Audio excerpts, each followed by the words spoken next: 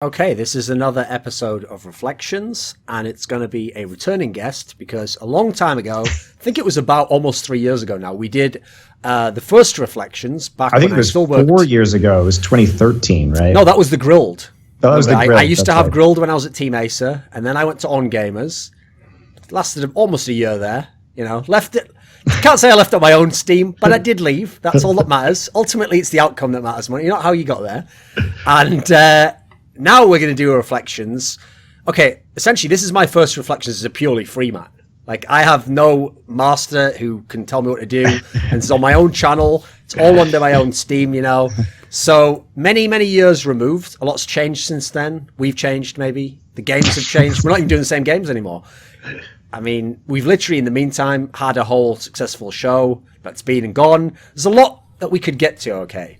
And I'll just start the show off with a little teaser, which is that Monte himself actually implied, like, what would the point even in doing this interview be? Because, you know, I mean, everyone kind of knows everything already. And so there's no point doing it, is there? So all I'm going to say is he's kind of, what he's done there is he set the expectations very low. So let's see where I go with this. Let's see if that challenge, if I rise to it, okay? If there is, in fact, things that we didn't know that we would like to know. So where we will start, Monte, is here. A long time ago, when someone asked you, why did you pick the name MonteCristo? You said, you know, I was a literature student. I'd always loved the Alexander Dumas novel. And, you know, you said this very kind of intriguing comment, but you didn't expound upon it at all. You just said that you identify with the main character of the Count of MonteCristo. And this is the line that was interesting. You said you see many of his flaws as mirrors of your own. And then you just left it there. You never addressed it again. I've never seen in any interview you actually expound on what that means. So what do you mean, Monte, that you identify with this character and that flaws? Because remember, here's the key part, Monte. No matter what you tell us now, someone can now go and read that book. And whatever they see as flaws in this character, they can now speculate our flaws of you as a person. So you have to do a good job here, mate. I would actually be interested to see what other people's opinions of the flaws of the character versus my own flaws would be. That would be fascinating for me to reflect. Well, they can pause the video at this point in time, go and read the entire novel, figure out their flaws, then come back, right? So imagining they've done that, Monte. Okay, they've all done that. It's taken them a couple of years, but they're back. Now, what is your version?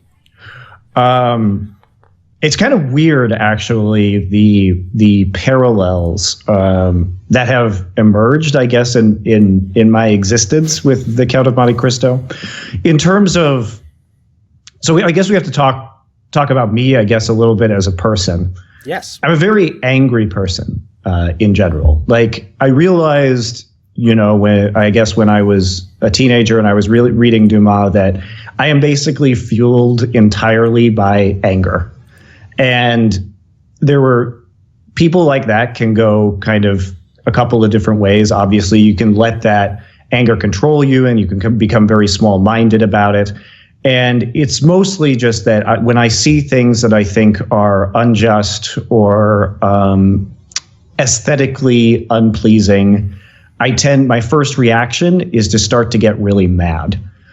And I have figured out ways to channel that into mostly, sometimes I do go out of line, but mostly productive means, in that I think about why it makes me very frustrated or angry. And then I try and say, okay, well, how can my emotional reaction to this be channeled into something that will improve what is going on around me or in my career or in my personal life? And how can I create something beneficial to myself and other people out of my very hot-headed reaction to something? And so that's why, you know, in the moment, some of my tweets, like, I have very visceral reactions to things, is because that's sort of the impetus to get me to think about why I am frustrated with something, and then think about ways that I would deal with that situation, or I would change that situation in order to make me feel good about it, or at least like not frustrated with it anymore.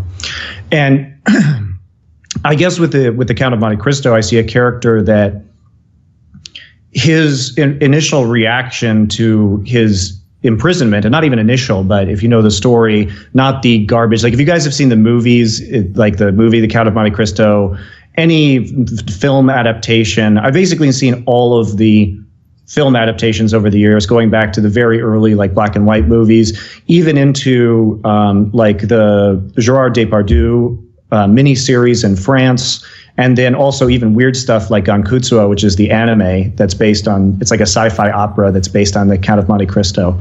So all of those are pretty shit at actually telling the story because it's a 1,200 page book and the time period is decades long, basically.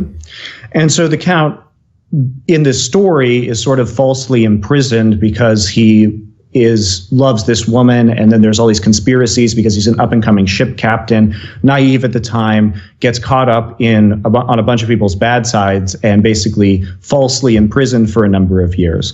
And what happens is he meets this priest in the prison who tells him about this treasure on an island called MonteCristo, which is a real island off the coast of Italy. MonteCristo is an Italian name for Christ Mountain, basically. So he goes there. It's an uninhabited island. It's basically a small rock in the middle of the Mediterranean. And he goes there and he discovers this massive, treasure, right? And then he takes this treasure and he disappears and travels, east into like Greece and Turkey. And then one day, many decades later, he returns to France and returns to Paris, and all of the people that were in this conspiracy to put him in prison, it's been a decade-long revenge scheme. So there are three like primary antagonists, and he enacts this very complicated scheme of revenge against all of these people, right? And at the end of the book, there's not really a happy ending because he does exact his revenge. He wins in the end, but it's not exactly fulfilling because he still has unlimited wealth, and he doesn't feel anything from it. The woman he loved, it's not really about her anymore. It's about it's about sating his personal anger. And he doesn't end up with Mercedes in the end. And he sort of just leaves at the end of the novel. He's like, well, I succeeded, but it wasn't really fulfilling. And I didn't really gain anything or do anything productive with this time. And it sort of just leaves the novel at the end at a very empty place where he just sort of sails off into the sunset thinking about what else he could do with the remainder of his existence. And I think in terms of flaws, like it's a good lesson for me to remember. And I guess my name is, there's aspects about the account I like: his worldliness, his intelligence, his refinement, how cagey he is, how well he can set up plans to move towards a goal. But the whole rage aspect sort of consumed his entire existence and it's not emotionally satisfying for him in the end either, right? And I think that's a really good lesson that when I think about my handle, that helps me drive me in a more productive direction.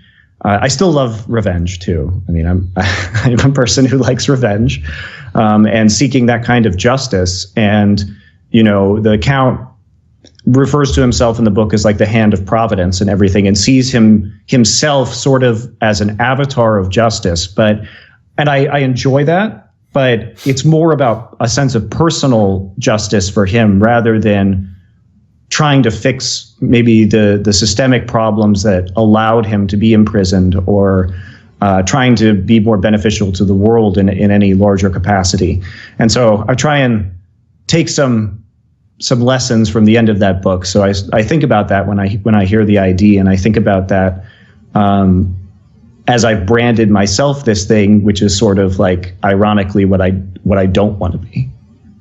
Okay, so what you said about how there had essentially, unbeknownst to you at the time, there emerged these parallels between you and the character beyond when you just pick the alias to play a video game, So within weirdly, which I hope end now, right? Because I try to avoid going down the rest of this path, right? So within Hermetic philosophy, the concept of knowing a name and giving something a name is actually a very important concept, because it's the notion that by knowing something's name especially within that sort of philosophy, all the associations, all the different other elements of it are all connected into that. And so that allows you to control things, or in theory, it sets things along a certain course. So I'll give you a brief... It confines it, right? It can, to expand on that, it confines it to some sort of symbolic entity, right? Where it went from an infinite, anything can go from an infinite number of possibilities into a finite thing that has these connections or these weights or this momentum behind it. So I'll give you, just for the sake of a flippant example, of just a humorous side point, which is, when I picked the alias Thorin, unlike in your instance where you picked a character that you were like strongly drawn to and all the rest of it, like mine really was a complete fluke. Like it was just that I had a bunch of different names I was cycling through that on the moment I just thought of when I was playing Quake a long time ago. And then I think I literally, because I used to get, at the time I didn't have the internet initially, I used to just go to like LAN parties at people's houses, and I think I just forgot to change the name one day, and eventually, like that just snowballed into I never changed it and people knew me by the name. Which is funny because your last name is Shields, and of course like Thorin Oakenshield. Yeah, and also, I feel like you sometimes, this is my opinion of you, sometimes get distracted by a sort of symbolic Arkenstone where you get an obsession with something and then exclude everything else that's happening around you.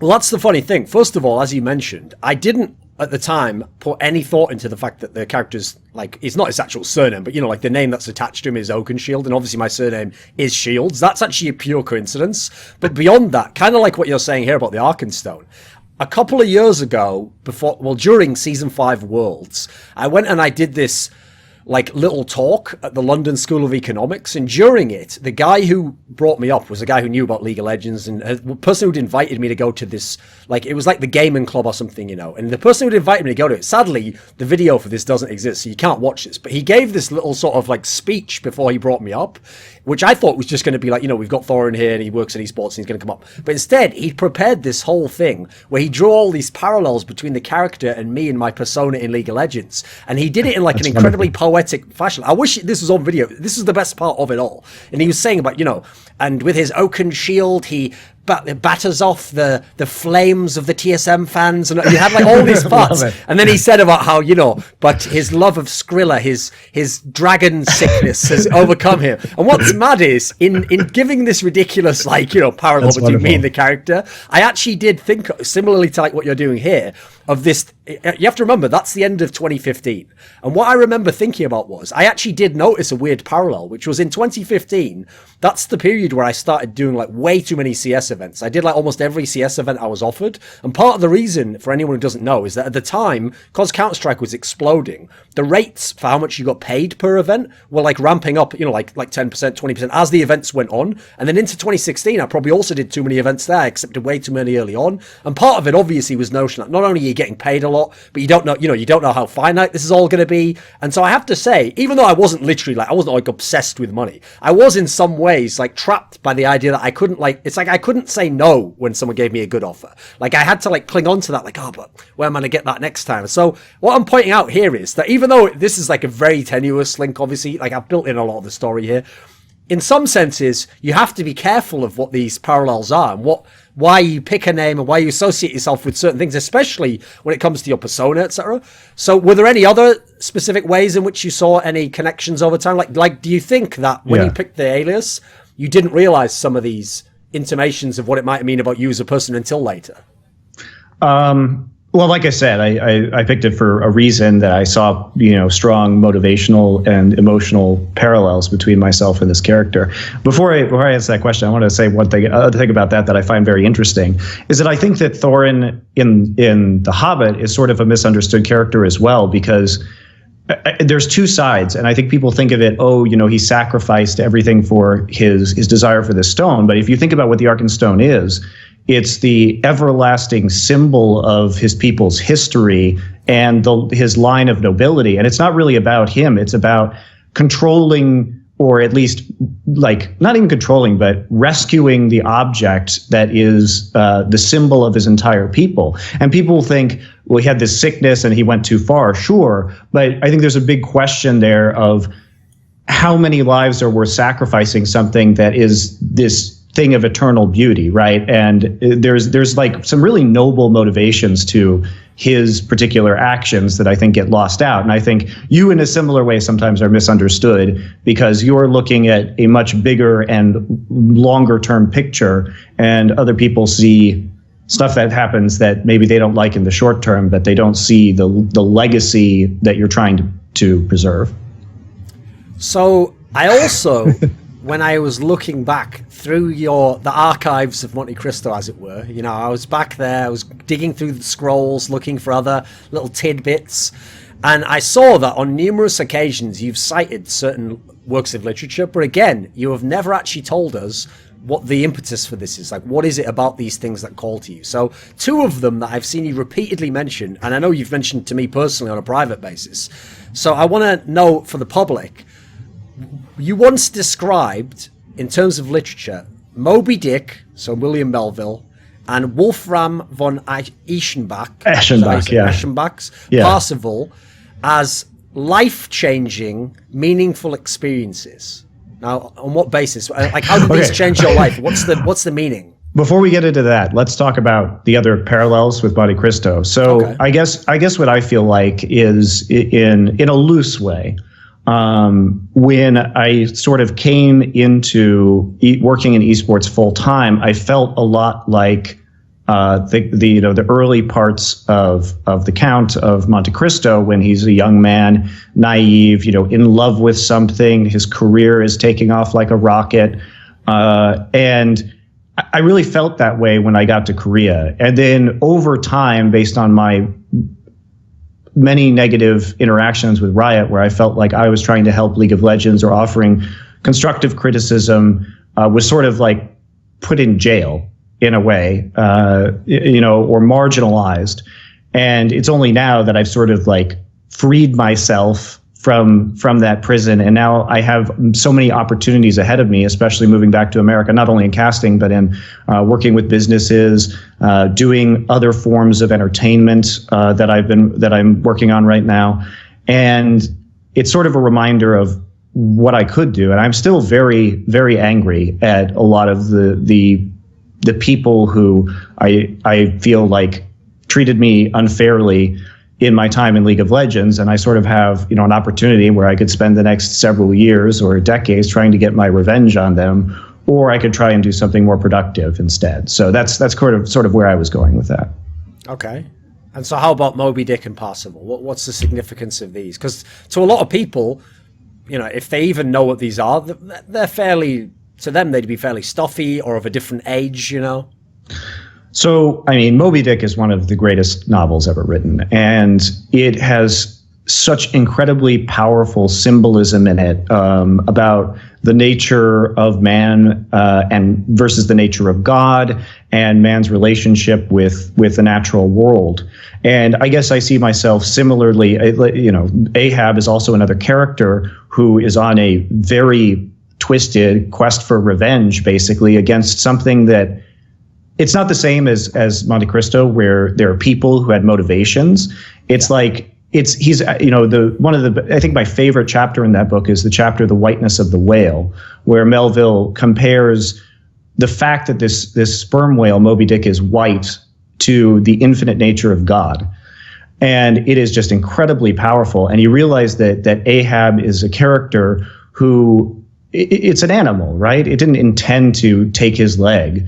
And he is raging against the unfairness of the world, effectively, and it just consumes him to the point where he gets killed. He destroys his ship. Like, basically all of his crew dies as he's on this monomaniacal mission chasing something that doesn't give a fuck about him all the way around the world. And there's just so many interesting aspects of philosophy. And I've been to Massachusetts and been to the whaling museums there. And so I tried to understand there's a lot in that book that people would find boring, because there's a lot of very technical information about how they hunt whales and how they render the whales on the ships and all the different kinds of whales in the world that a lot of people can just skip those chapters, but I wanted to understand what life was like on those ships. So, I was in the Whaling Museum in Massachusetts and around, Nantucket and those places that were the big whaling industries in America, and I found it all very interesting. But it's really about the symbolism in that book and this really strange conflict. And in a way, if you understand that and you can really appreciate it, it helps you come to peace with the fact that we are part of a vast and unknowable and uncaring, basically, universe that can fuck you up for absolutely no reason. And there are different ways to deal with that. And one way to deal with it is to get very, very angry and try and exact revenge against something that you literally can't exact revenge against. Or you can try and roll with the punches and take your life in a different direction. And I think that book is really, there's so much in there. It's hard to get to it in particular. But the book that people won't know, I mean, everybody's heard. Wait, let's skip to that. They'll do the Parzival ask. I've got a question about this, a follow-up for you. So I know in terms of Parzival, when you talk about this is something that actually you worked on in your undergraduate thesis, and you've basically examined and drew parallels to alchemical symbology and then tied it into Jungian philosophy, as it were, and your reading of that. So I want to do that and go back to Moby Dick with it. So one of the things I've often heard people comment on in Moby Dick is that if you take a Jungian approach to this, then you could take the whale to represent the unconscious or the shadow or some element like this. The shadow, right? Yeah. Yes, absolutely. So, do you have any insights that you could apply the Jungian lens to that? Because obviously you didn't write your thesis about that. I think that really, if you look at Ahab, he's in basically a shadow conflict, right? He has become fixated on this thing that is sort of he's obsessed with his own internal demons, right? He's not actually solving the problems that he clearly has this simmering and unhealthy anger and obsession within himself, but he's taking it out. He's projecting it onto the whale, right? He's not actually trying to say, why am I so angry, or what about losing my leg is upsetting me so much, and trying to work through those problems. And everybody, experiences those demons in their lives where your motivation is irrational, or you're doing something that's self-destructive, and you will project onto that and then try and go after that thing, rather than saying, what about my ego is so offended by, or what about my personality is so offended by this thing that doesn't really seem to matter to anybody else? And how can I make changes within myself that will enable me to move away from that? Or what Jungians would say would be to integrate that into your psyche, right? Have more awareness about it when these more negative actions come out. Okay. So what about Parzival? And as you say, a book that no one will know. No one will know this book. So this is I read it in English translation because I can't read Middle High German, which is the dialect that it's written in. And it is an epic poem that was written in the 1200s about the Knights of the Round Table. So a lot of people are familiar with the English versions, or even some of the French versions of King Arthur, but I think people think about King Arthur and they just think, oh, it's British, right? But there are hundreds of years of King Arthur and Knights of the Round Table literature that have existed in many different places in Europe. And the weird thing is that he was a knight. It was a knight that wrote this poem, which is 400 pages long. It's huge. And the first pages of this, it's basically an encoded work. So you have to think about where religion was in the Middle Ages, right?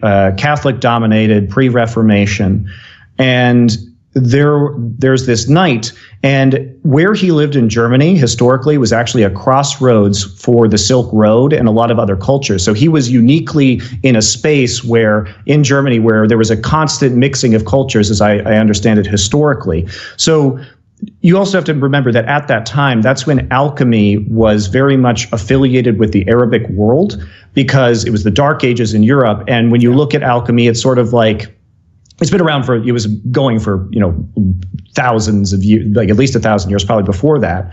But it sort of went from, if you look at sort of the Greco-Egyptian, like Hermes Trismegistus stuff that happened with the Emerald Tablets, and then science sort of went into the Arabic world. So he may have been exposed to, people theorize that he was exposed to some of these alchemical traditions and basically non-Christian occult or mystic ways of thinking. And what you need to understand about Catholicism was that it was a movement when they codified the Bible in the fourth century. I think. Yeah. I think it was like 398, something like that. So it was hundreds and hundreds of years later, right? But early Christianity, what people don't realize is that it was an entirely different tradition than you see from what we have now. Because until the Bible was basically made at that time, there were all the Gnostics that were running around who were like a mystical Christian cult. And we've recovered documents such as the Nag Hammadi scriptures, which are pre-Bible books that were basically not included. Like you have the Gospel of Thomas and the Gospel of Judas, and we have the 4 Gospels in the Bible. But basically, the thing is that the mystic tradition of Christianity was sort of stripped out by the Catholic Church saying that these are the tenets. And there are scholars, I really like Elaine Pagels as a scholar, who's a scholar at Princeton, and I think she does amazing work. In the books of hers that I've read, she theorizes that the reason behind this was a method of control for the Catholic Church, where they took out all of the material that basically said the Gnostics thought that Christ could be sort of metaphorically resurrected within an individual, and so that people could have Christ resurrected within them in dreams, or that you could have some sort of, basically it was enlightenment, right? It's the concept of the sort of more global religious concept of enlightenment, that they could spiritually reach a next level. And that's really dangerous if you're a codified religious institution, because literally anybody could run around and saying, Christ is resurrected within me, and then that causes all kinds of problems if they're trying to set up, something that's a very lockstep religious process. So her idea was, and I'm probably explaining this badly, is that the concept, the Gnostic concept was sort of removed, and they only took the books that would say that he was literally physically resurrected, right, after being put in the tomb. And so therefore any personal, and then they also said only, of course, Catholic Church, only priests have communication directly with God. Yeah. So they took it and they said, okay, well, you have to talk to a priest. They're the only ones who can have direct communication with God. You're just a pleb, and you can't have any sort of internal mystical revelation without going through the intermediaries. So there are all these books that still exist, and people go read them, and they're absolutely fascinating. But as a result, unlike Islam, which has Sufism, and unlike Judaism, which has Kabbalah, we have an Abrahamic tradition in Christianity that doesn't really have an active, alive, mystical component today, because people still practice Sufism and people still practice Kabbalah. Yeah. So anyway, as a result of this sort of history and this institutionalization of the Christian tradition, Wolfram von Eschenbach was basically a mystic who could be executed or tortured or otherwise abused for any kind of mystical writing or thinking or talking that he did. And if you read the first few pages of Parzival, he basically teases you, and he says this book is like a rabbit that you're trying to catch, and there's all these contradictions in it. And he basically lets you know up front that it is not what it seems to be. But the book literally contains knights from the Round Table who are Christians, who are invoking the name of God. But if you are well-versed in Christianity, you realize that there's like a lot of super heretical concepts in this book. And there's a lot of alchemy. And when this is so long, because I know you know this, Duncan, but I'm like trying to explain this for people who don't know. So one of the things that Jung did So alchemy there were two kinds of alchemy. There's literal alchemy, where it was a proto form of science where people would take substances and try and experiment with them and create gold or turn things into other, elements into other elements. Now, this was weird because it wasn't based on the scientific method. It was based on the fact that they thought there were like spirits and stuff within the substances. And I have a tattoo on my foot of an alchemical symbol of sulfur, which was thought of like as the hot, dry, masculine element. And they had these conceptions of the world in terms of dichotomies, male, female. The idea of sulfur and mercury in alchemy tends to be Mercury as the cool, wet, feminine element, and then these two together would create all of the rest of the metals, sulfur and mercury. So there was sort of a not like pseudoscientific method of dealing with alchemy where people were talking about literal transformation of substances and the experiments that went around that. But there's also the other aspect, and what was so brilliant about Jung was, of course, in the early days of science, it was panned as being pretty irrelevant, like at best a sort of misguided form of early chemistry. But what Jung realized from reading a lot of these old texts was that there were some of the texts were not intended to be scientific at all. They were, in fact, a metaphorical, mystical tradition, which was more about thinking about masculine and feminine, and then how they interacted within the mind and spirit of an individual, and turning metaphorically the lead of your existence into a pristine, the Philosopher's Stone is another enlightenment metaphor, right? You're going through all of these different processes which are made metaphorical through alchemical changes and material changes. Physical material changes are metaphors for an internal change or integration. And then he took that and said, okay, these alchemical works. And then he started using the language of alchemy to describe his own psychological concepts for how people integrate the shadow or change over the course of their lives, or different psychological issues that people might have to come over, and how this language can help them or inform them as to the changes that can go on internally. So that said, back to Parzival, there's a lot of alchemical language in the text, and what Parzival was really doing was he was writing an extremely profound mystical text that was encoded within Christianity and within alchemy.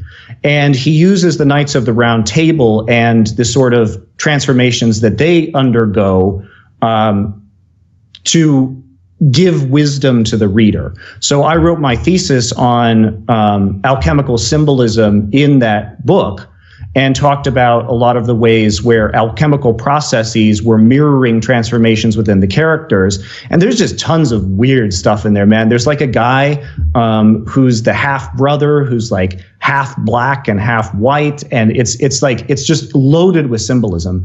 And a lot of people would find this really boring, because you do have to have a functional knowledge of this, because otherwise it's just talking about sort of knights doing crazy things. But there's scenes where people are like strapped to a bed, and there's like a lion released, like when the knights will be strapped to a bed and the lion is released in the room, and he has to fight that, and castles full of virgins. And I mean, it's wild. It's a very strange book, but it's absolutely fantastic. And it really, one of my thesis advisor at Vassar was a woman named Beth Darlington, who is a PhD in romantic poetry and really had a profound effect on my life. But she has a PhD in romantic poetry, and she is a Jungian analyst. So talking with her about this book, because she also loves this book, and I think I'm the only one who's ever worked on that, but because she's Jungian, she loves mythology, loves all that other stuff. And to be a Jungian analyst, by the way, is you have to be 35 years old to even begin training. And it's basically like getting another PhD in psychology, except you're in the Jungian discipline. And at that point, you can start taking patients and doing Jungian work with them. So she was not only a PhD in literature, but she also simultaneously had her own practice doing Jungian analysis with patients. So she was a really big effect on my life, and it was really awesome to work with her. And she helped me a lot with my thesis and my reading of that book. But it is amazing. It's I mean, good luck with it if you guys decide to read it. I think it really changed my life, and I hope it can do it for other people. But it's tough, and it's very strange. So not a lot of people will know this, but everything we've talked about right now has been an early alternate history sort of MonteCristo so far. We've gone through the character and what it meant, and then some of your early work. This is all related to what you were doing in university and before you graduated. So not a lot of people will be aware of this, but you once said that before you got the OGN jobs, we're talking about like late 2012, you'd been working in a law firm in New York City, hence you'd done like some of the journalism, been to the MLGs, etc., which used to be based in New York. And you actually said that you had been considering enrolling in a doctoral program at Rice to study some kind of Western mystic tradition course or something along those lines, Yeah. So in a world where you do that, like, how do you think things would be different? Is it something you ever think back, like a what if? Of course. I mean, I keep up my own studies, and I'm not very public about this, and maybe I should make an alternate channel and make videos like you do. But I continue to study mythology, and I continue to be interested in it and think about these ancient traditions and, read Jung or read philosophy or other books. I mean, you and I talk about stuff and trade books. I've read books that you've recommended to me that are on similar subjects. So it's like a lifelong passion for me. And yeah, I do wonder, because that program, there's a program in Western mysticism, esotericism, and Gnosticism at Rice that I think would be very interesting for me as a scholar. But my current lifestyle doesn't really prevent me from doing deep reading, and maybe someday I'll get into just sort of independent scholarship. I mean, famously, for example, Joseph Campbell basically just spent like 7 years reading mythology or whatever. He didn't get a PhD. He just read myths for forever and then started writing like The Hero with a Thousand Faces and stuff like that, which is still amazing academic literature that is studied around the world today and influences entertainment. And of course, most famously Star Wars, when George Lucas was actually having conversations with Joseph Campbell about how to set up the narrative for the original movies, and how he fucked it up so badly beyond that, we'll never know. But that's why one of the reasons why those movies are so good was because Joseph Campbell helped him write a universally appealing mythos. And those movies are amazing. So maybe someday I get more into that, like writing my own books and my own thoughts. But for example, for the past couple of years, I've been really interested in Aztec mythology, and I don't know why, I just feel compelled by it. And especially this Aztec god Tezcatlipoca, which is, it's super weird. And part of this is that when I did my initiation, I was dealing with Mayan mythology, which is pre-Aztec, right? So it was interesting to me to see how the myths evolved from the stories that I know from that process, and see how they changed later on into Aztec stories. But I really am interested in the Aztec stuff these days, and I've been reading books on that and their rituals and traditions. So I just got to do it on my own time, So when you say that it's tough to get time to do deeper reading, and I'll tie that into a point about Joseph Campbell, actually, which is that one of the big problems I had in esports over the last few years is, in the past, I used to bemoan in the early days of Counter-Strike that there weren't that many big LAN tournaments, right? There would be like these online leagues, and who cared about those, and then I was waiting every 2 to 3 months, sometimes 4 to 5 months, for a big LAN to come along. And obviously now it's like, be careful what you wish for, because I've got the opposite. I've got too many LAN tournaments, and I know, coming from League of Legends over the last year, you'll be able to appreciate this.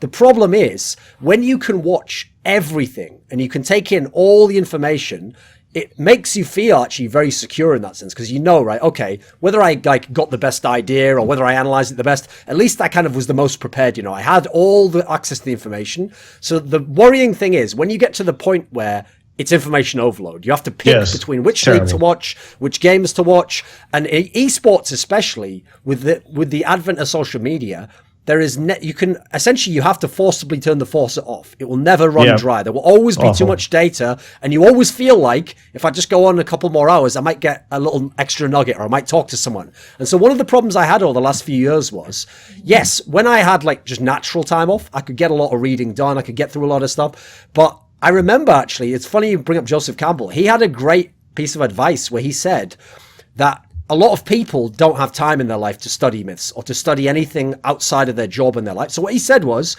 you must pick a room in your house. And this room, you must go into it every day at a set time. You will decide the time. That way, you'll never have to worry about, do I have the time? You're going to set aside like an hour or 2 hours. And you go in there at that set time, and that's where you have time to read or to think or to just basically disconnect and engage with these. And so actually for the last year or so, what I've actually done is I won't say the exact number because people would troll me then, but basically every certain cycle within a day, I set incremental aspects of time like that, where I will go and I'll read something that has nothing to do with esports, where I'll go and do something nothing to do with esports. Because if I didn't do this, unfortunately, actually, believe it or not, getting good at my job means I would just never get the time. I would just spend all the energy I had on do something like work or building towards something else.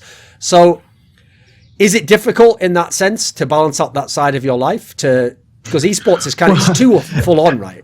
I mean, yes, obviously. But to add to the Joseph Campbell comment, I mean, that's great for Joseph Campbell when he wasn't traveling around the earth all the time, because there are very powerful. I also studied in school. I studied a lot about theater and especially like drama theory. And so when you do, or ritual, how ritual, because all theater came from ritual originally, right? So a lot of the principles behind ritual also apply to live theater. And so what ends up happening though is like, I would love to have that room in my house. The problem is like I fly all the fuck around the world all the time. So when you set up those rituals and you set aside that sacred reading space and you enter it and you feel different and your mind can immediately focus and you put your phone away and there's no computers or whatever or anything that connects you to the internet in there, that's one thing. But I think at least in my life, you may not struggle with this, it's hard to do that because of the nature of the work, and it's hard to like get in that cycle, as it were. But leading into that question, so yes, I do struggle with that. I don't do it as much as I would like to. But one of the things that was attractive to me about the Overwatch League, and one of the driving factors for me to return to America and work on this project, is that I like the fact that the season is, only a set period within the year. Blizzard's been, they've said publicly that maybe 6, 7 months, a portion of the year is set aside for Overwatch League, like the length of a normal sports season. But then the rest of the time is third-party tournaments, independent events, so that we have an off season, right? And maybe I'll cast some of those independent events, but I can literally just say, during the off season, yeah, you know what? I'm going to take 2 months off and read all these books I want to read, and that's fine. I feel like in League of Legends, this is I think a very serious problem in League of Legends, is that if you are the best in League of Legends, if you're a top tier caster, if you're a top tier player, it goes like 11 months out of the year, and by the time you're done, you're just so fucking tired. It's hard to concentrate on anything else because you're bouncing from an extremely exhaustive schedule in spring, straight into MSI, straight into the summer split, straight into the World Championship, and then maybe you've got an IEM or something that you want to go to or think you should go to in December, and it becomes really, really hard. And of course, you have IEM Katowice as well.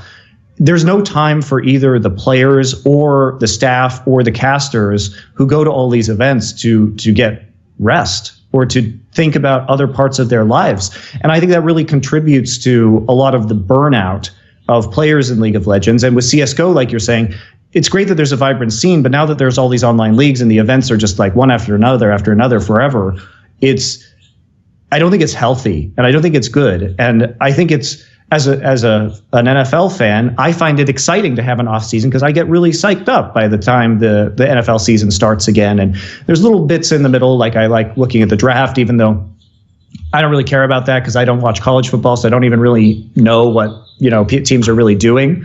But it's fun for me to say, oh, they picked this guy, and then like, oh, let's see how he does when the football season starts again. So I think those down periods are really important, and that's one of the reasons why the Overwatch League attracted me, was because I felt like there was more time for me to enrich myself in other ways and to do other projects, because it wasn't going to be so much of as extreme of a time dedication outside of the season of the league. So when you said about ritual and theater and this idea of like setting something up a certain space, and an alternate way I was thinking when you were bringing this up is, obviously, I want to talk to you about your persona when people see you on an analyst desk, or they hear you do casting, or they see you on a talk show, or they see you in an interview now. And what's funny is this is a topic that I brought up and discussed quite heavily in my interview with myself. Now, that's, by the way, a fantastic sentence to be able to say. It is great. It is great, isn't it? It's not bad. I especially enjoyed how you like had the loops of yourself like doing that.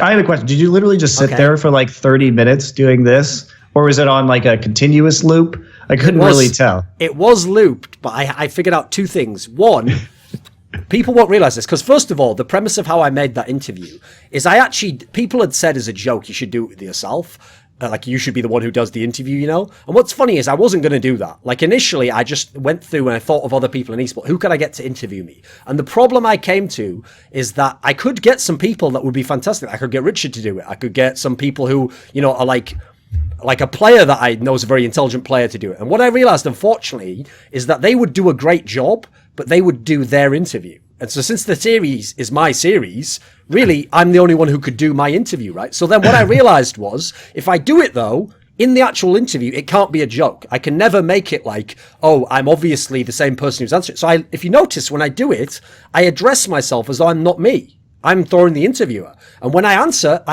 as if I'm having to give these answers and explain to this guy what I mean, even though I must know what I mean at that point. It's me. So one of the things I did was I said, right, I could just make it where like it's just a flat screen of one person and then it swaps between who's talking, or I could make it like logically, obviously I can't be on camera twice at the same time. Lord knows how I did that, cinema magic kids. But obviously I could just make it where, it swaps between the two of us or something like that. So instead what I thought was, no, because that's not how my interviews are done. There's always me and the other person in the box. So what I realized I had to do is I had to not only ask the questions, but I had to be responding. So I looked at what I do in interviews. And actually, most of the time, because I pick people I'm interested in, and I ask things that are interesting to me, 99% of the time, I have an expression that's exactly like that. And and a lot of the time, I put like one finger on my chin. So what I did was, I filmed a solid like 13 or 14 minutes of me doing that on both sides of the equation, by the way. Like the person listening to the question, the person listening to the response. And what I did was I just thought in my mind as though someone was answering, and I noticed I actually just nod quite a lot anyway, because by the way, it comes from when you do face-to-face interviews. It's a way to make people comfortable, and that you're following along. And what I figured out, this was the moment that I think I tricked everyone, because everyone knows it has to be me in both videos. No one really thinks to himself, that's a different guy. But it's like a movie, Monty. When you watch the movie, if you really did a good job and kept present in your mind, the whole time you couldn't enjoy the movie. You'd be thinking, well, that's an actor. I know him. His name's Edward Norton. That's not even his girlfriend in the movie. He's reading lines he didn't write. But when you watch the movie, you don't think any of those things. What you think, really, is this character. And even worse, this is the ultimate reason why actors are the most overrated fuckers of all time. People literally think he's making those words up as he speaks. He didn't even write those words. He's reading them off a fucking script. So what I did, here's the genius, Monty. I took the looped segment, and what I did is instead of just putting different segments in, I purposely made it so that it always ended on a certain point, but that because every answer is different, it would start at a different point. So first of all, it looks like it's different every time. And then secondly, every time the guy nods or does like a facial movement and it doesn't sync up to what the other guy thinks, your brain just ignores it. But every time it syncs up, you think, hey, he's nodding at what he said there. Hey, he agreed. Oh, he looked a bit outraged at that. And it actually works, doesn't it? If you watch it, it actually does work. It was pretty funny. Okay. So anyway, to get back to that, when I interviewed myself, again, a real thing that happened, I'm not mentally ill. Well, I am, but not in any way that you'll know. So I'm not mentally ill. So when I interviewed myself and I asked that, it reminded me of And this is the framework that I used when I answered the question, is that when I did an interview years ago with Richard in the Grilled series, he has an answer where he says something along the lines of that the reason why he got rid of his alias, which used to be Dr. Gonzo, referring to the Hunter S. Thompson character, and just went under the name Richard A. Lewis. I mean, actually, it used to be A. Lewis back then, by the way, everyone, not just Richard Lewis. One of the reasons he said is that he said he thought it was like a bit childish, the idea of like having an alias. And he also literally said something along the lines of like, he didn't think it was good to have a persona. And I can understand what he means by that, because what I realize he means is he just models how he thinks of himself in his work very differently to how I do. Now, in his sense, I get that from knowing Richard. I think what he meant by that is he didn't want to put up like a facade. He wanted it to be like really as much him as he could be when he put stuff out, and to make people feel like this is real, what he's doing. Now, within my model, that's not even a problem. I integrate that and I go, yes, but that's because if you think about it further, the person you are to anyone in real life isn't necessarily who you really are. You're always making that decision. So my question for you I find that's what I like about esports, though, is that we have these personas and these other IDs and names that we can use. I think it's fascinating. So here's the question. I think it's actually more real, right? Well, that's an element, isn't it? Right? By being someone else, you allow yourself freedom to behave in ways you never would with people around you, actually, and to express ideas that you can't as your original person. But if it's just this persona, hey, that's not really me. I don't really think that, I just play that guy on a talk show. So who is the persona of MonteCristo? Like, have you nailed it down? Do you know sort of the core baseline principles? Have you actually, to any degree, consciously guided it? Has it unconsciously taken over? Believe it or not, the Thorin persona has occasionally taken over Monte. I don't know if you were there on any of those shows, but it's been a few times that things happened. I believe you once described him actually as a demon who had to be exorcised after I was fired from On Gamers. Not necessarily inaccurate. That's the danger, though, and I think because I come from an acting background, like that's the danger that we could run into, which is that as an actor, sometimes I felt like, especially when I was really deep into a role and I was doing a multi-week run where you do have to, good actors will fool themselves into believing what is going on around them is real, just like that's the essence of ritual itself. You have to believe that the actions that you're taking have some sort of meaning, right? And as an actor, it's sort of your job to get in that character. But if you start behaving, this shows the mutability of people's personalities. Like people cling to this sense of identity. I am this thing, right? I behave in this way. But you can actually condition yourself if you're smart and you know what to do, either through repetition or creating ritualized atmospheres in order to modify parts of your own personality. Some people also will do hallucinogenic drugs or other things like that they say allows them to have these sort of profound life-changing experiences. You can, as an actor, what I'm trying to say is, as an actor, when you put yourself in that role, I would literally notice myself unintentionally having mannerisms, over a period of time that were like I invented for my character, but because I was doing them for hours a day, I would start integrating them into my daily life. And then I have a pet theory that this is why Hollywood actors who play romantic couples so often get involved with each other and get married, or actors, who play, who fall in love on stage. Sometimes that translates into real life, and you see all these like Hollywood divorces, and people are like, well, what's going on with that? And it's like, you were actually pretending, and maybe you really believed, if you have a very strong willpower as an actor, you can really believe that you're in love with that person at that moment. And sometimes your character and your character's emotions get confused with your more, your out of character position, and then those things intermingle, and then, weird shit starts happening. I never was in any kind of scenario like that, obviously, but that's sort of my pet theory about what happens to a lot of these somewhat like short-lived or doomed actor relationships. So I guess with me, a lot of the MonteCristo personality is like, very different. Obviously, I'm very rah Korea on a lot of the League of Legends broadcasts and everything, and would make fun of people who predicted against Korea, or I had that personality of I just want to see the best. But and there is right. Elitism, yeah. Well, and I obviously am an elitist jerk. I am like that normally, but I would say to a lesser degree. And I think that people misread my actions. You know, when I started Renegades and I started coaching CLG, that was a legitimate attempt because I do want the West to get better. I want a better esports scene. I want the West to succeed as well. I'm from the West. It'd be fun to see, more competition in League of Legends. And so it wasn't like I wasn't trying to help or do things that I thought might increase, the level of competition in the West. So you can really see there's a difference between what I would say in terms of my casting, especially at international events. Obviously, you don't see this in the Korean matches because I'm just talking about Korean teams. But you can't, fans, I don't really think have been able to reconcile that, which is that how you reconcile, if you're telling me that I'm a Korean dick sucker, or as I prefer, Korean fellatio enthusiast, but I'm simultaneously trying to help Western teams and players, obviously those are two different things. And I don't think that people really took that to heart. And even me coming back to America right now, and working with the Overwatch League and working on these expansions is because I'm very, I care about how this is executed in the West, and I think that I can do things that will help it be better. Otherwise, I would have just stayed in Korea forever. I had the most, solid job there. At OGN, I could always just hop from new game to new game because they're not beholden to developers. They just do whatever is popular. And it's basically the most secure gig you can have in casting in the world. People have been, like Caster Jun has been casting there for 15 years. I could have stayed there for 15 years easily. I had a very good relationship with the company.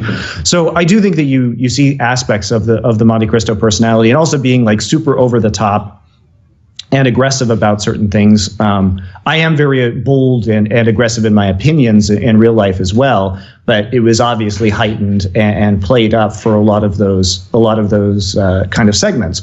And there's also stuff that I wouldn't do in real life, for example, doing the kind of theatricality of the train whistle stuff. I don't walk around on a daily basis, obviously, and with costumes on and props, or I'm not even really that silly most of the time, but I know from my experience in theater what people find entertaining. So sometimes, I go above and beyond in terms of those kind of silly moments, that I think are not really me on a day-to-day basis. I tend to be overly serious, if anything. When you did this year after university, where you went and did this Guatemalan Mayan initiation ritual, which, by the way, if anyone wants to hear about that, the first interview we did, the grilled interview from 2013, actually has quite a lot about that. And that was one of the first times you kind of really opened up about some of the things that went on there.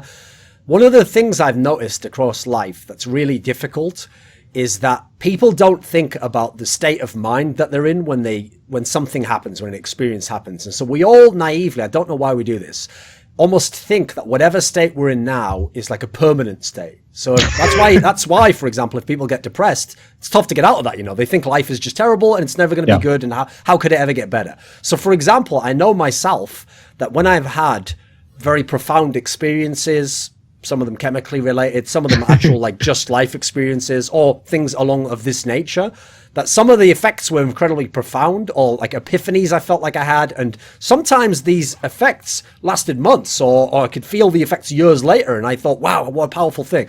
But I noticed if I didn't keep any connection with that or return to the source, as it were, eventually it did fade. It was like coming out of a dream. It doesn't matter how real the dream is. 2 days later, you can't really feel what it was like to be the person in the dream. You can't remember most of the details of the dream. Eventually, it will be gone completely. And to some degree, I mean, this can be reassuring in a sense, but not otherwise, that to some degree, you'll just return to who you were. Eventually you'll go back to whoever the everyday person is. So if this was such a powerful thing, and you took a year out of your life to go and do this, and were away from society, etc., after all these years away, and after years in esports and not really being a part of that, have the effects faded away? Do you ever look back and wonder, should I have continued that or done more things in that direction? I mean, it's hard to do more things in that direction with that particular tradition, because it's sort of been a dying thing. And I think a lot of, to what you're speaking to, I think a lot of the people who have undergone this, the same process that I did, have trouble sort of returning to the real world, or the not real world because it's very real what I did, but have trouble returning to the sort of modern way of thinking or society, because it's sort of painful, because a lot of it is based off of gratitude and sort of a very raw emotional connection to the natural world. And so to go back to capitalism and like, the hiding of the means of production it just feels really wrong in a lot of ways. And yes, I do feel a fade. Fortunately, there is this community of people that I can always call or talk to. I can go back for other, stuff that they do. I haven't obviously in a while because I've been in Korea, and other reasons as well that I'm not going to get into here. And I do, I definitely hope to, now that I'm back in the States, be able to be more integrated back into that. But there's other things that I do too, in terms of sort of like micro rituals that sort of remind me of that process. There are certain, I really don't want to talk about it, but there's certain things that I do that sort of remind me of that, because it is very important to sort of keep yourself in that mindset and not lose the grip on it.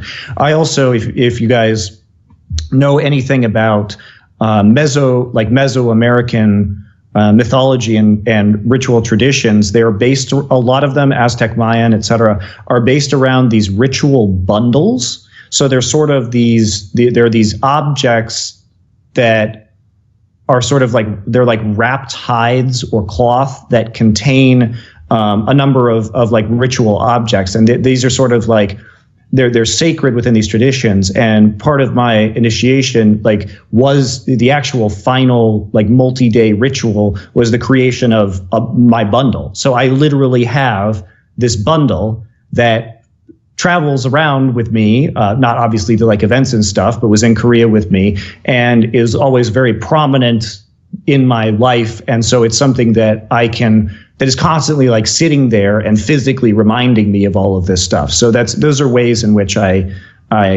sort of keep in touch with that. So in the early days of your involvement in esports, you were quite early on involved with some casting. You're doing some Warcraft 3 casting, and in doing so, you got to meet a man named Phreak. He had a different name back then, slightly different name. Well, he had Phreak and then Rain Man and then Phreak again. Okay. Obviously, different, interesting name in itself in League of Legends there, but let's leave that to the side. RIP too soon. So you got to know Phreak and you worked along with him. You also knew Matt Marcoux, who was one of the first esports directors for Riot. Yep. So when you were doing this casting early on, obviously Phreak is someone where, in a very different fashion, he's been involved with your life ever since then. He's been a caster over in LCS, and he's done all the Worlds and all the big international events. And at times you've been on desks with him, etc. If you were someone who knew him on like a friendly basis, and you knew him before you all really got big in esports, etc., why is it that you had almost like a semi-contentious public relationship with him the last few years? How would you explain that? How do you explain because if people didn't know what I just told them now about your past, they'd think that you guys never really knew each other. I don't really know, honestly. I think he's a good caster, and I respect his work, and obviously we've worked very closely over the years, but he's never been a super social person. So he's not the kind of guy who usually comes out, as casters, we get off the broadcast, we go eat dinner, we have a few drinks, and he's very private and tends to, he loves the game League of Legends. So I think he just is very introverted and would rather, go play the game or go play a few more games than necessarily socialize with a lot of other people. And I think he tends to keep his friends and relationship circle relatively close. So it's interesting because even though I have known him technically for so many years, I feel like in a lot of ways I still don't know him very well, which is a bummer because I have at times asked him out to go have drinks or tried to get him to know him better, and he never seems very, very interested. So, I mean, I wish I had a better answer to that question, but I really don't. Like, I just don't. We're not very close, and I think that's just like who he is compared to who I am, and his general interests about what to do with his time surround when we're often together, and he just doesn't seem that interested in socializing, generally speaking, at least with me.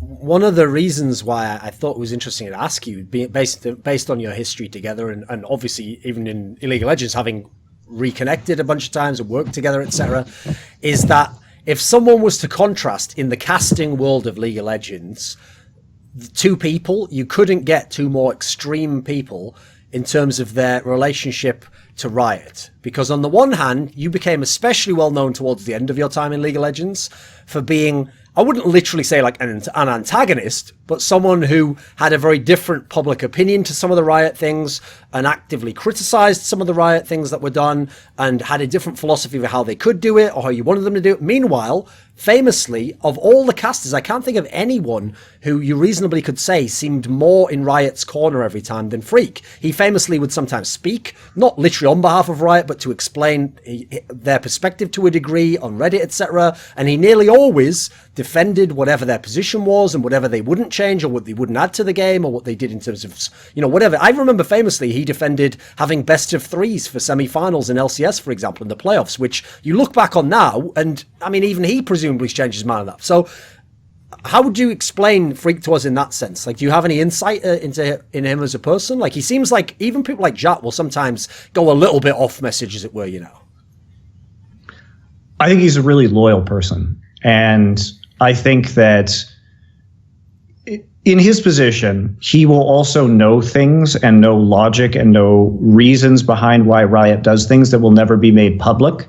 And perhaps in his mind, he thinks that these things are enough evidence or enough justification. And even if he can't share all of the evidence or all of the reasoning due to his internal position in the company and NDAs and everything else, that he may legitimately believe that these are the best possible options.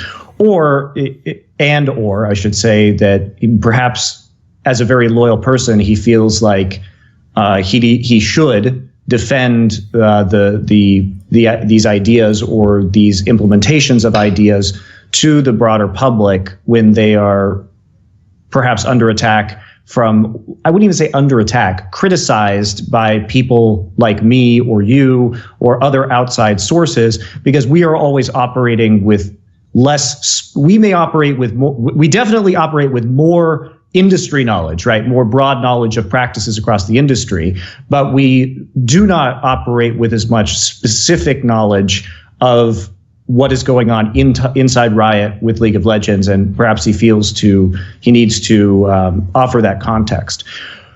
Although I will also say that he is, over the time that I've known him, really enjoys playing the devil's advocate. So I think there's a contrarian aspect of his personality that comes out, where if he feels that one side is overrepresented, and always that side, to be fair, will be the criticism of Riot because it's a corporation and they can, people can only say so much, that he feels that there needs to be a more balanced viewpoint, and offers a contradictory or more Riot focused opinion. Okay. So in the early days of your League of Legends career, when you initially had only started doing your first casting, you also were engaged as a journalist. You had ggChronicle, which was your website, and you hosted a lot of writers there who went on to be better known and do other things. But obviously it could only last a certain amount of time because you were over in Korea, you had to focus on your casting. Eventually it perhaps became untenable to just keep running a site and to be an editor, etc. Is there a world in which, if you hadn't gone over to Korea, you would have remained as would you be like me? Would you do some events and would you do some casting? Would you do half journalism? What do you think?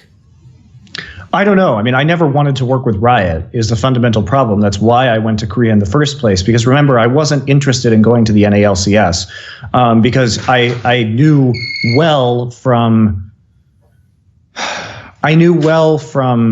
working with Riot and being inside their offices in the early days and having my college roommate is one of the first 60 employees there, and being friends with Matt Marcoux, who became like their first full-time esports hire, that it really wasn't going to culturally work for me to be there. And I think that's super obvious that I am not a cultural fit for Riot.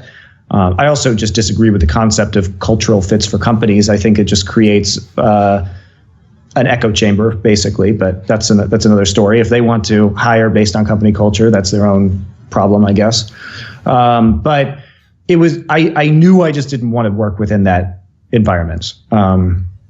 So it was never, I think, really an option for me if I wanted to keep casting, at least. Obviously, journalism could have been an option, but I couldn't really have run the circuit or done occasional events in North America because Riot wanted to salary and control the casters and the broadcast. So maybe I would have kept going to journalism. Maybe I would have just said, fuck it, and like gone to grad school. I don't really know what I would have done. See, here's a little aside that I'll give people, just because most people listening to this interview will, I don't think I've ever publicly told this story, but actually in 2012, I think it was in May of that year, was when I left my long-time job at SK Gaming. So I used to be the editor-in-chief of this website. And what happened was, this is like in the early days of social media and esports, like not that many people were on. So it was mainly just industry people who used Twitter. You know, we all had very small followers. So it was a very small group in general, especially because I wasn't in League of Legends at the time. I'd only done like 1 or 2 interviews, you know. So I actually did a tweet where I essentially said, like, you know, like I'm looking for work and like anyone who has any offers, like reach out to me. And I had only a handful of people reached out because at the time, again, it was a small industry and I had a couple of offers that were out there. And one of the people who reached out actually was Matt Marcoux.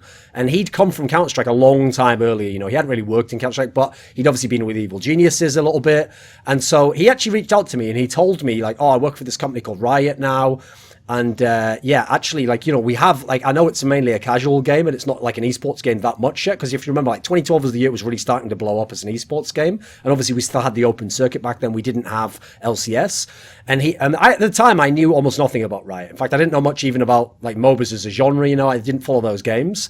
And so he was telling me, right, you know, we've got like offices in Ireland, and we actually want to do our own website. And our idea is we want our website to be like, you know, the ESPN or the NBA.com of our game. And we want to have a lot of great content there. And he said, you know, like basically, I'm looking at you as a potential guy who could be like the head of this content thing. And, you know, you would be like the main guy and it doesn't matter. That would have made that content a lot different. Yeah, this is what's interesting though, is like, I even said like, yeah, but you know, I don't follow the game. And he's like, no, that's not the thing. Like you'll learn the game. And the idea is you'll just be overseeing it. You know, you'll work with the people under you. And funnily enough, like that sounds ridiculous to most people because you have to understand back then I had no public persona, essentially. I just did interviews. Like my work was all anyone knew about me. No one knew my personality. I never gave my opinions. I didn't have opinion pieces I didn't do videos. I didn't have a talk show. So I had no way that anyone could get inflamed by my ideas. So actually I was only known as a reliable hard worker who did a lot of stuff. So you weren't even enough, on camera in those interviews. No, absolutely. So what's funny is at that time, it could have really happened. And in fact, one of the main reasons it didn't is he said, the only thing is, though, you got to wait a couple of months. Like, I actually haven't got the position ready yet in terms of the funds and stuff, and you'd have to interview for it. And at the time, I didn't want to wait much time because you can get forgotten very easily in esports. So I thought, right, I'm just going to take this other job. And famously, I obviously went to Team Acer and did a lot of my stuff over there. So funnily enough, I obviously could have been like the ultimate sleeper agent there because they would have hired me, Monte, as exactly what they'd want. Like a guy who keeps to himself, just does a lot of hard work. You know, he's really got a lot of industry experience. You know, they would have never known that at any moment that sleeper agent could have been activated. So that's a what if for you right there, right? You got to wonder about that one right there. That's great. So, okay, here's a question. You are known as someone who comes from Denver, from Colorado. Well, I come from Fort Collins, but north. Okay, whatever. There's only one place in Colorado to meet. It's that or Aspen, Monte. They're the only two places. I was like, you've been to a different place in Colorado. Well, I forgot about that. They have a lot of fine products there. So, coming from that region, okay, and being a football fan, you've already alluded to the NFL. It was actually during 2012, I think, was the season when Peyton Manning came to the Denver Broncos, your beloved Denver Broncos. And I've noticed something very strange, right? Which is that oftentimes, yes, people support a team that's local to them, but I think actually, especially people who like games on a cerebral level, only connect to that if something about the team's style of play also suits them. And so I've noticed that a lot of franchises actually go through cycles of the types of players they have and the types of teams they run, etc. And so it's actually quite eerie if you think about it. Bearing in mind, you'd obviously been a Broncos fan a lot earlier, and it was basically when you were like a child or not even born that they were having their Super Bowl success with John Elway as the quarterback. No. That was 97 was their first win with John. No, Elway. but I mean the first times they made the Super Bowls were in like. Oh yeah, but they lost all of those. Yes, they lost all. So that was like the initial part of the heyday. Is my point. Yes. But later on, it was actually during your League of Legends period when people already know you like tactical teams, you like teams that have good shot calling, all this thing, that Peyton Manning joined this team. That was great. Was this like a special era for you? Was that like the perfect sort of a team for Monte to enjoy? Well, what I think is really interesting about the whole Peyton Manning era is that they went from, Peyton Manning went from breaking like NFL offensive records one season, and then they went and then they got smashed by the Seahawks in the Super Bowl. Yeah. And then they went entirely the different direction where their offense was basically garbage, but their defense was so good that it was winning them the Super Bowl, 2 years later. So it was really interesting to see that reversal, and also Peyton Manning like playing pretty badly in the last year of his, being injured, and of course Brock Osweiler coming in and taking up the reins as quarterback in a lot of those games. So I mean, I enjoyed that, and actually that now that you mentioned it, so I grew up with the Broncos, and I would watch a lot of the games, and obviously 97, 98, they won back-to-back Super Bowls, and that was really exciting when I was like 12 years old. And I would go to Colorado State football home games with my dad, being from Fort Collins. He's a professor at the university there.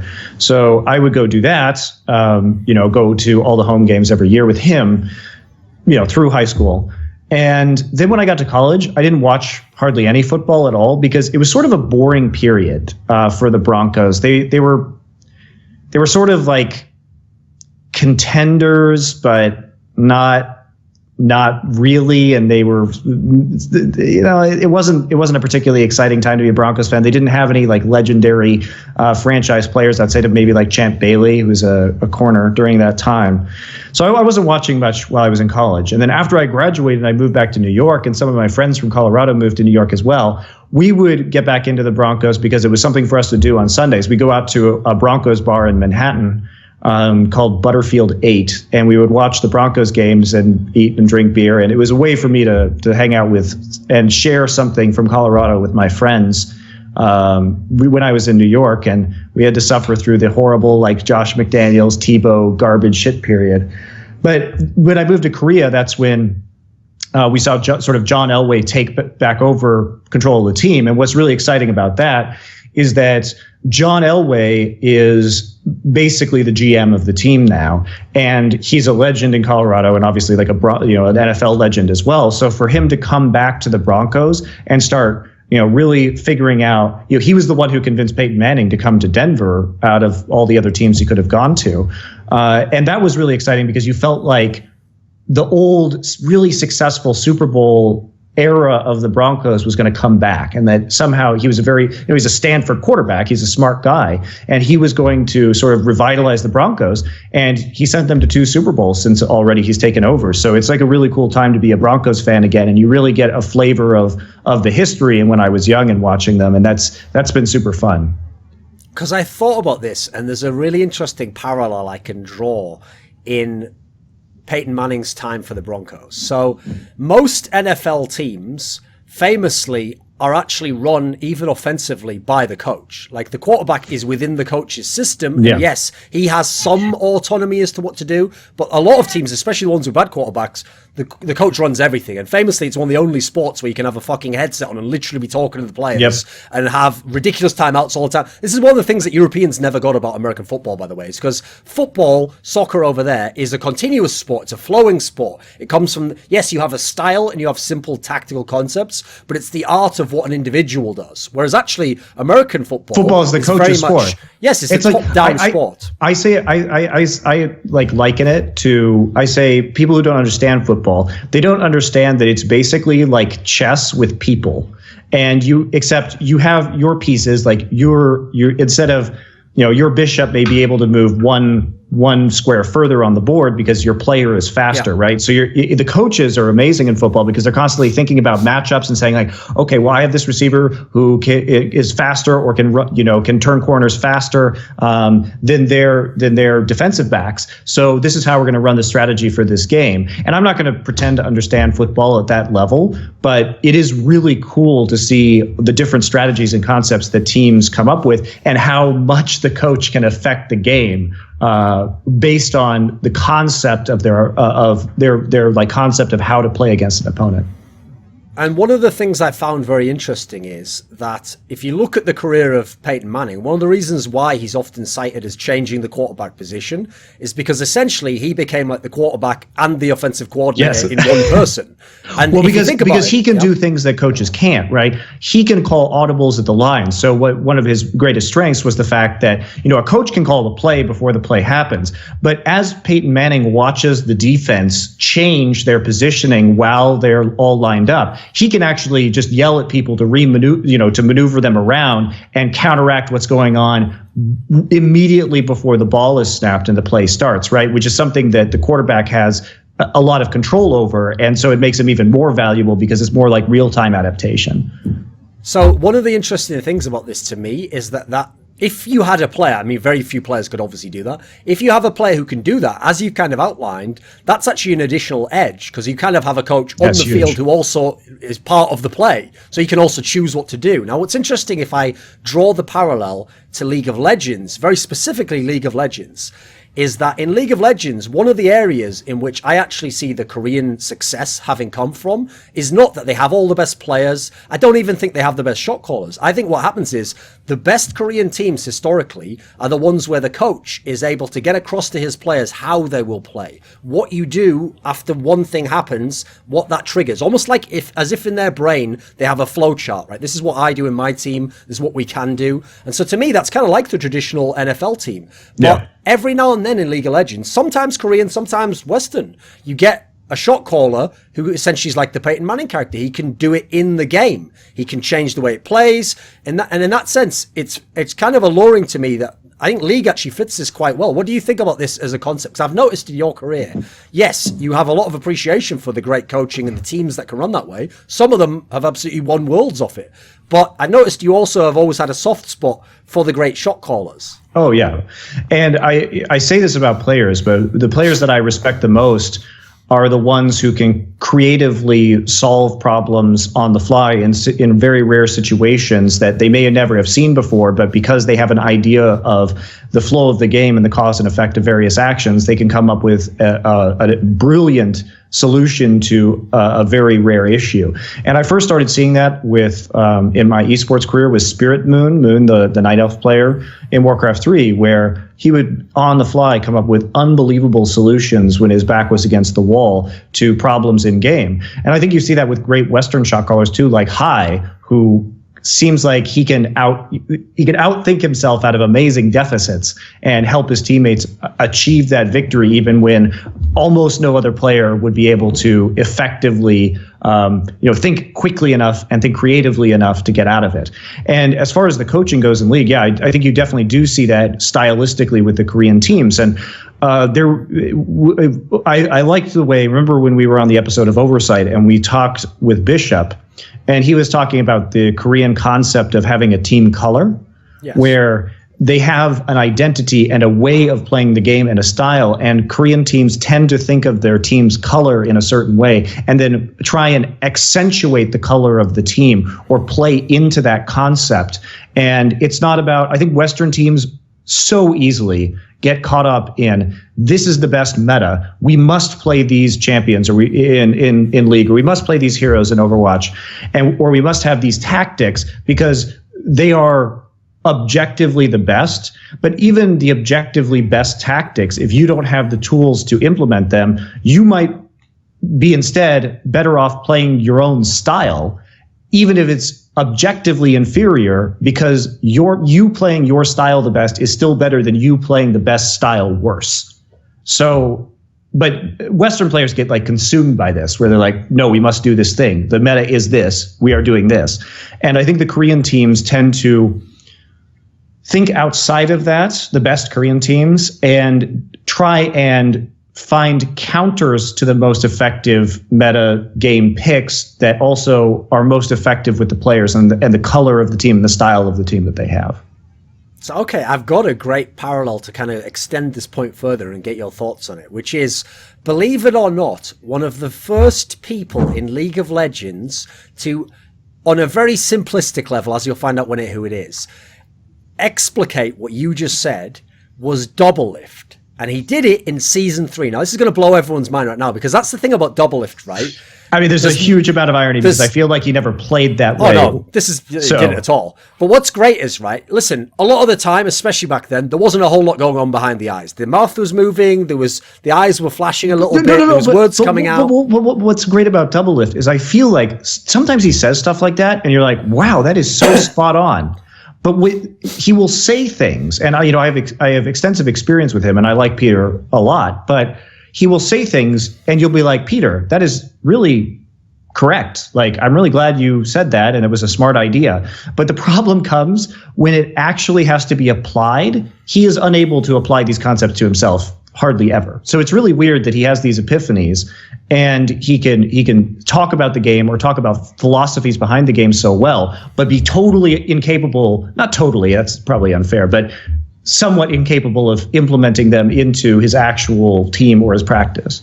Yeah, well, this is the funny thing, because in this moment, it was actually in my second Grilled interview with him, he had this moment of clarity, and the reason why is because I put him in a corner, okay? Because what I did was, if you remember, Season 3 summer was the one where Europe was like gridlocked, like positions 2 to 7 or something crazy, you know, for like the entire split, and at the end it was like a crazy 5-way tie for second place, and what happened was, all the North American players, as a result, came out with this theory that, right, well, in our region, Cloud9 dominated everyone, and TSM was the clear, well, TSM and Vulcan were the clear next best teams, you know. So as a result, clearly NA's ahead of Europe, and famously, Doublelift was one of them. He said that, like, obviously Europe's style is way behind, and they haven't essentially learned any of the new concepts. And what happened was, at that Worlds, if you remember, it was the one where NA made no penetration in the tournament, and Fnatic, on the other hand, the best team from Europe, made it to the semi-finals. And I asked him so along these lines, you know, well, you said that they're behind the curve, you know, that they don't know what they're doing, and like, you know. And what he said was, he said that tournament had made him realize that what happens is every region and every set of teams has their own style of playing. And actually, the teams that do the best are the teams that play their style. Almost, I mean, I'll have to make his phrasing better, like they're more true to that style, as it were. You don't just look at what the one style is, so if it was the Korean style, for example, and just copy that. And I have to say, the reason why it's great to tie into what you just said now that he said this is because the rest of his career bears no actual significance that he understood this concept. Because, for example, when he was in TSM in late years, when he was in CLG, a lot of the Western teams, I notice a lot of the coaches got in love with this idea you're talking about, which is the idea that this is the best way to play, so we'll do it. I mean, actually at MSI this year, there was a game where TSM played a Protect the Doublelift comp without Doublelift and with Wild Turtle as the player and with Bjergsen on Lulu. So even in 2017, people are still prisoners of this idea that that's the best thing we can do in this moment. So what do you think about that in general? Because it sounds like a very abstract point, but it does feel like you can return to that no matter what era of league you're in. So obviously, I think we've come a long way from that, and I think probably most league analysts and coaches would agree with the sort of style argument that we're making right here. And people think that Koreans do. I mean, they generalize the terms Korean. Like if we go back and we look at the sort of the start of SK Telecom's dominance in the summer 2013 finals versus KT Rolster Bullets, those teams had really different styles, right? The SKT was the Fakers team in his second season, was the scrappy, mechanical, dueling 1v1 oriented team. And KT Bullets were the high concept, strategy, fiddlestick support, Tristana fast push team, right? There was a huge difference in these team styles. And so I think people tend to lump in Koreans as sort of having one style or appealing to one metagame when that's really like not true. And there have been many effective ways and different ways that Koreans have had to utilize their resources. I just think that part of the Korean culture is also they tend to think about the many over the one. So if their coach tells them that this is going to be the team style, or they decide that this is the best way to utilize their resources, it's never like an ego play, right? Or I shouldn't say never. There probably have been examples of ego plays, clearly. They're human beings. But for the most part, the culture, the Korean culture is about like teamwork and working as a unit to have a bigger goal, whereas a lot of in the West, people are trying to compete with each other to sort of get the maximum amount of individual glory, which can hinder sometimes the actual color or style of that team. So, I mean, I think you know what? I don't know what the problems are as to why the West, and I've been watching MSI right now, and frankly, it's just super fucking sad with the amount of resources that LCS teams have these days, which pretty much exceed a lot of the time the resources that these Korean teams have available to them in terms of support staff and psychologists and everything that goes into LCS teams these days, that they've been doing so poorly. And I wish I knew what the problem was, because then I could make $1 million, right? I'm not going to sit here and say, I mean, I can look at the results and say, like, what the fuck is going on? But I don't actually have the magic bullet, right? If I did, I would go back into the scene and fix it. If I'd come to you in season 3 and told you, Monte, you know what, MadLife, Dandy, these players are all going to come to Piglet, they're all going to come to the West, Monte, they're going to play in NALCS or NA Challenger. That would be a very exciting prospect, right? What do you think about the fact that these players have come? They're never as good, if you notice, pretty much almost across the board. It's very rare they're ever as good as they were in Korea. Does it tell us something different about Koreans that, once they step outside of that zone, maybe there's an aura effect around Seoul. I don't know, but they lose the magic, right? Maybe the skill vampires are just locked in the Western countries, right? No, I think that it's hard because I think the way that the Korean teams think about their teammates and their coaches and the way they operate as a unit is very different than what they encounter in the Western teams. And it's true that a good team is always more than the sum of its parts. But also part of it has been that people have been poor in the West about conceptualizing players' styles and how they fit together within fit together with each other in order to make something. I think the most famous example of that is NRG, right? Where you look at that roster and you're sort of like, okay, well, this didn't work because the players' styles they just don't operate well together. And they got relegated despite having a huge amount of funding behind them that never should have happened. So I think people tend to like go out and get the star names and don't think about how to integrate their talents or their particular strengths and weaknesses well within the rest of a roster. When you became the coach of CLG, and it was the summer split of 2013, 2013, when you joined, you actually said that one of the reasons you wanted to be in that specific team is that knowing Hotshot, you had like a similar vision for how to have like a balanced lifestyle. Because famously, Hotshot, one of the things you have to give him credit for is he was one of the early people who didn't just say, right, well, Koreans are really good. He acknowledged that, but he didn't then say, right, we all have to be Korean and try and do what Koreans do. He did actually understand that we're not Koreans and therefore we should probably go for a Western approach to it. And so it seemed that that's something where the two of you were on the same page. To what extent were you able to implement that in CLG? I think it was tough for me not because of George or a lack of support, but because of distance, obviously. And I know people love to criticize my casting, but at the time, basically it was like Vulcan and CLG were the only teams with coaches. So I was there sort of as before the coaches rules, before coaches could do pick and ban, before coaches was even a position. So I think that it did give CLG an initial advantage, and our results at first were pretty decent. Not great, but okay.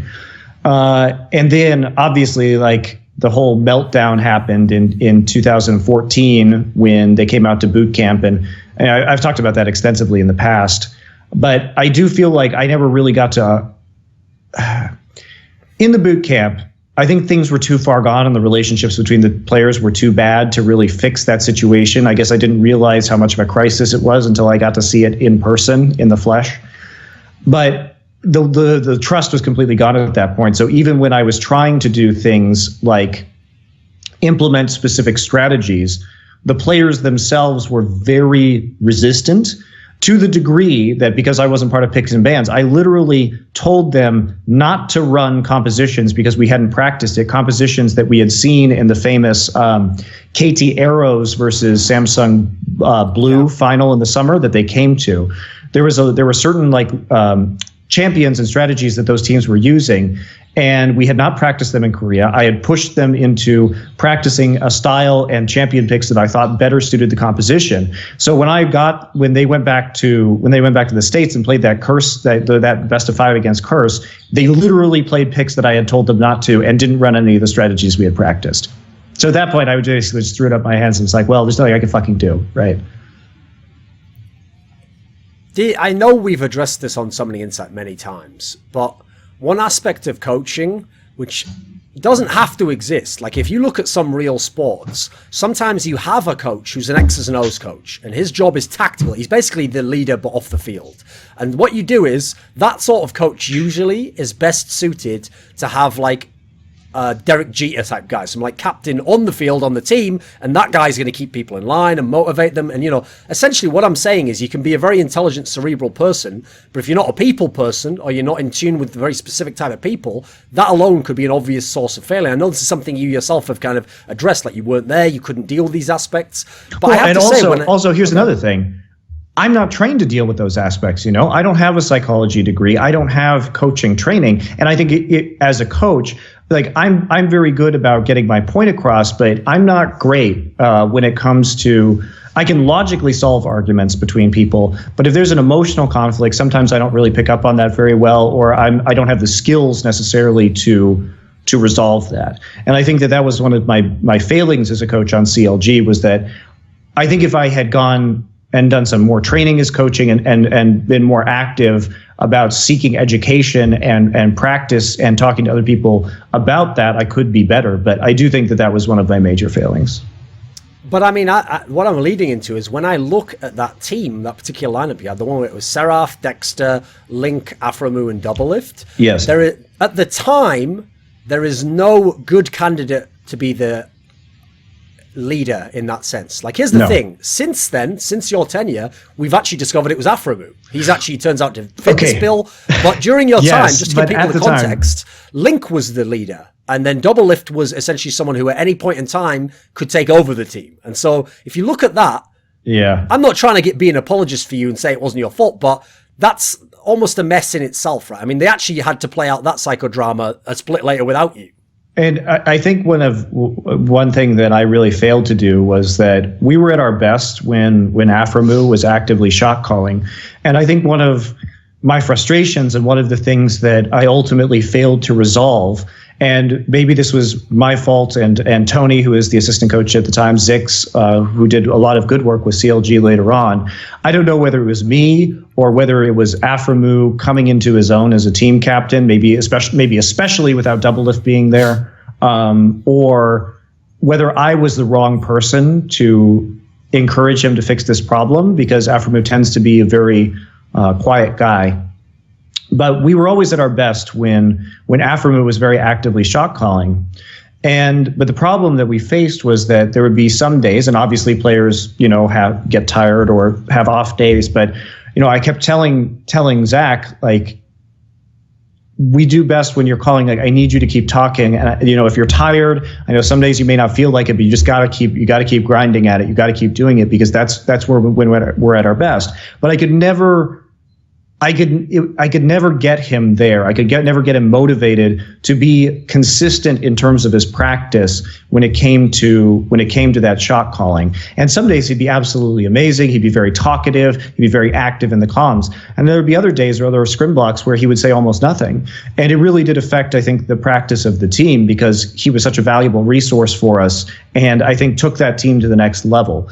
And I don't really know to this day, what I could have done better to help him sort of unlock that better consistency in his practice, whether it was a problem with his teammates or whether it was a problem with me or whether he just needed to grow up as a human being and get older and feel more comfortable in that position of control, maybe all of these reasons, right? But I'm really happy to see where he is right now and his later success. So, as we've already alluded to, the name that always towers over that era of CLG is the star name. It's Doublelift. And during this era was when I feel like Doublelift was at his most confused, because on one level, there were times he clearly did buy into the coaching philosophy. There were times when he did work well with teammates and he could be a good teammate, and he certainly in the game could be very, very good. But he also clearly was not only frustrated by, but part of problems as well. And you look at this period, and for a lot of CLG, it was like this before you and after you. And yet later on, he won 2 splits. He won a split with CLG, he won a split with TSM. He's gone on to be, I mean, I think like quite frankly, I think in the summer of last year, he was the MVP, and he did that on a team with Björkson on. So I agree with you. You can see, the level to which the guy's blossomed. What is your take as someone who worked with him and what the issues were back then? Why couldn't Doublelift be unlocked at the time?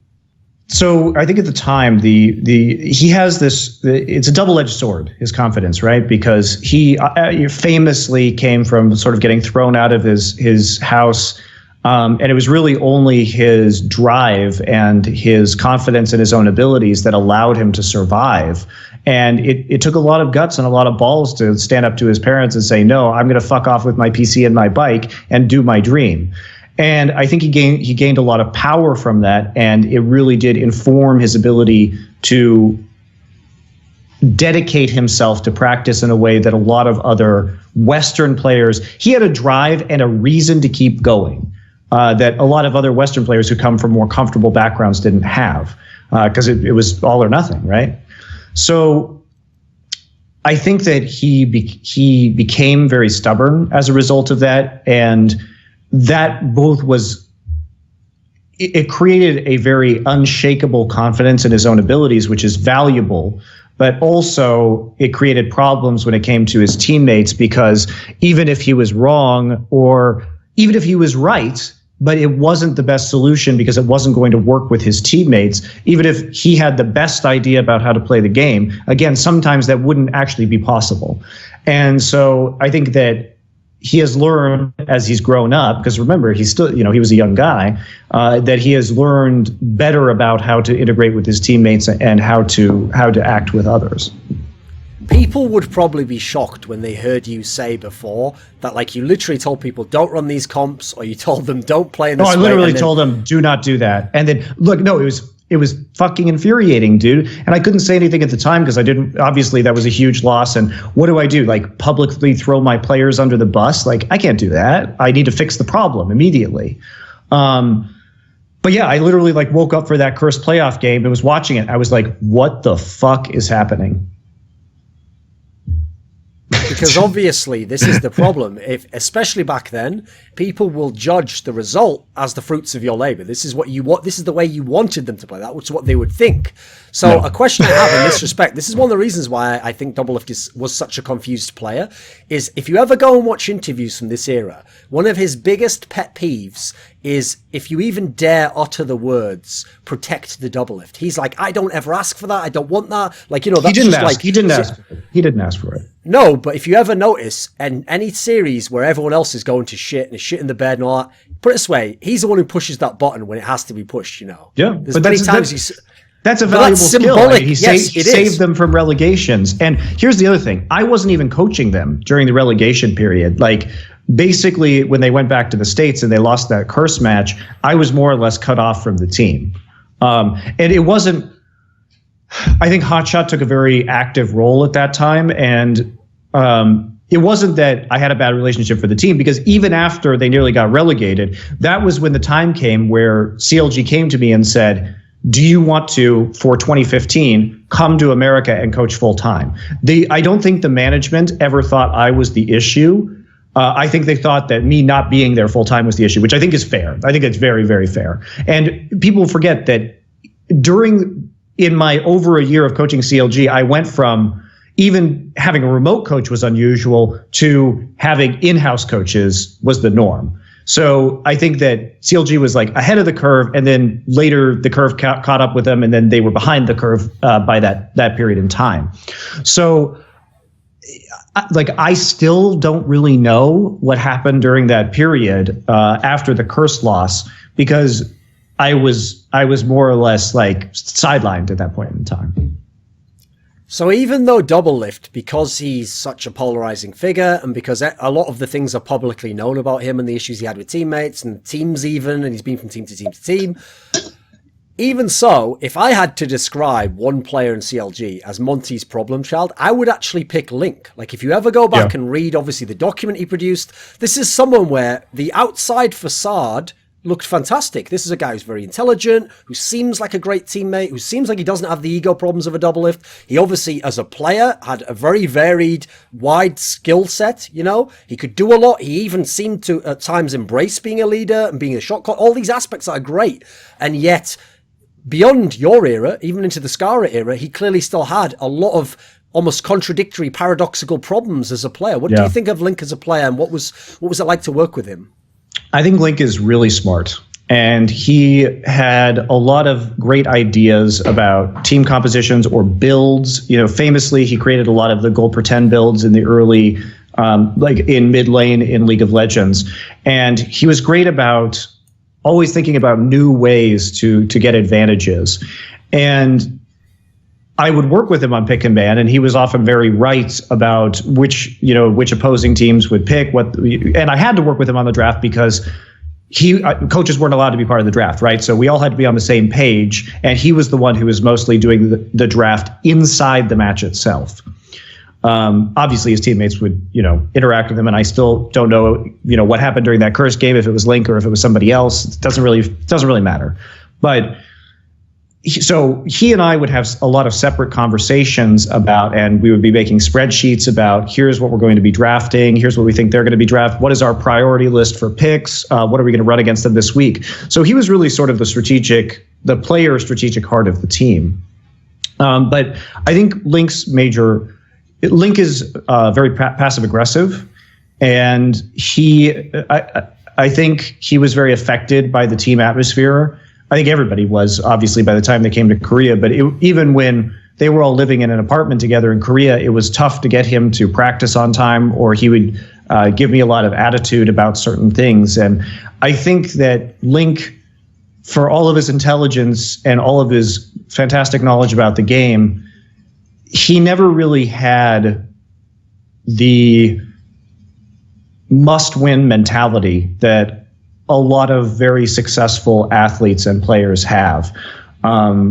He sort of gave up a lot of the time and was pretty immune to discipline when it came to being on time for practice and that kind of stuff, or being a leader on the team. He often would wilt in the face of that pressure. And that's why I think when we talk about Link's performance in playoffs, it's like when there wasn't very much pressure, he would perform very well. But when the pressure really came down, he seemed to lose motivation to keep going or to persevere.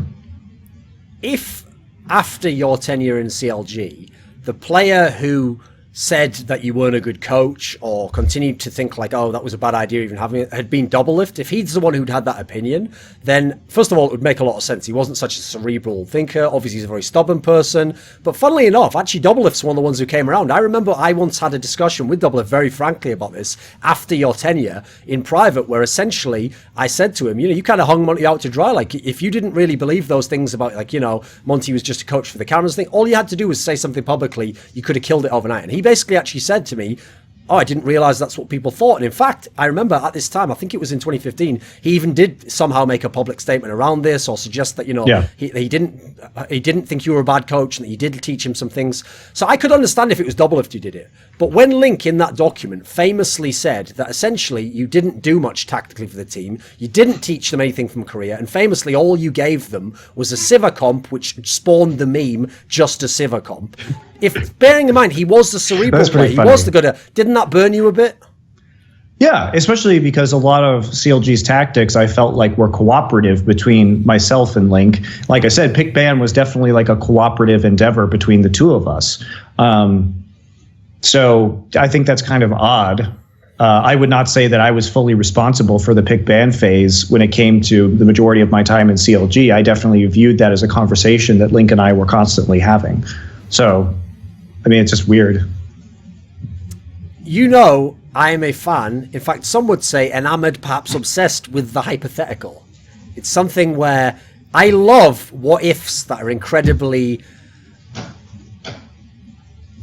They just make you, they tease you. They make you think, oh, what if that had happened? Like if I told someone that years before he did, MadLife was on the cards to come to NA and he would have played in an all-Korean team, people immediately be like, whoa, wait, what would the idea? You know, it's an exciting prospect, right? So I've got one that people might not actually know or they won't remember that could have been very different in this coaching story, which is, okay, everyone remembers one of Monte's, people will think a misstep, but I understand the reasons you did it, was when you brought in Seraph as the top laner. And you brought in this Korean top laner, and obviously it ultimately didn't work out, and it was part of the problems that later ensued. Now, one thing people might not know, I think it maybe might have leaked out as a small detail years later, was that after the spring split, when you knew that Nian Tonso was gone and he wasn't going to be the top laner, you and I had actually been discussing this topic, like who could be the top laner of CLG. And what's funny is, at the time, there were two teams that had prospective top players that could have been really good, that we were both quite admiratory towards, which in the relegation match in Europe, Millennium was playing against NIP. And Ninjas in Pajamas, remember, had this player, Zorozero, the Danish top laner. And Millennium had Kevin, formerly of SK Gaming. And both of these players were players we liked for different reasons, I thought were very good, and crucially, thought, imagine what these guys would do if they went to NA. And so famously, you said this line to me. You said, right, what we'll do is whoever wins the match, obviously is going to stay in LCS in Europe, so they're not going to come. So whoever loses... that's the guy we'll get. And famously, it was actually a Game 5 game. Millennium won, Kevin stayed, and he stayed in Europe for many seasons after that. And so you went to Zorozero and you thought, right, perfect. He hasn't got into LCS. You know, he's tried the super team a couple of times now. They haven't got in. You know, and no one even knew if Nip would continue at that point in time. You know, how can he turn this offer down? See, you know, it's lock, right? And famously, he not only turned you down, but he quit playing, just vanished, basically, and has never been seen since, essentially. It's not that he quit playing. It's like he actually just vanished. Like, yes. I was having conversations with him. He was super hard to get a hold of, and then he just gone, just fucking gone. Like, I don't know what happened to him. I hope he's doing well, but it was really weird. But yeah, he was definitely the first choice. Yeah. Oh, one thing that Link did say that irked me in his Dunzo manifesto was that I had chosen Seraph. Okay. So let me explain how that whole top lane thing happened. There were three primary players we were looking at for top lane for CLG. One of them was Odoamne. One of them was Zion Spartan, now known as Darshan. And one of them was Seraph. After Zorozero was not going to work out. And so Link said that I was the one, and like basically he implied that I unilaterally selected Seraph. So let me describe the actual circumstances of the selection of that top laner. So at the time, we had Marcel, Dexter had gone back to Europe. And so we were sort of, the players were split all over the world at that time. And Aframu was in North America. Doublelift was, what was this, 2014? He was at All Stars. Yes. Okay. That's right. Yeah. It's in France, I think. Yes. I was not at that event. I don't remember why I was not at that event. Okay, that's bizarre. Sorry, my cat is jumping all over everything. Yeah, I was not at All Stars in Paris. But I don't remember why. Okay. I guess I wasn't invited. Or maybe I had another tournament. Well, I wouldn't have. Well, anyway, I don't know why I wasn't there. I wasn't there. That was the one that SK Telecom won.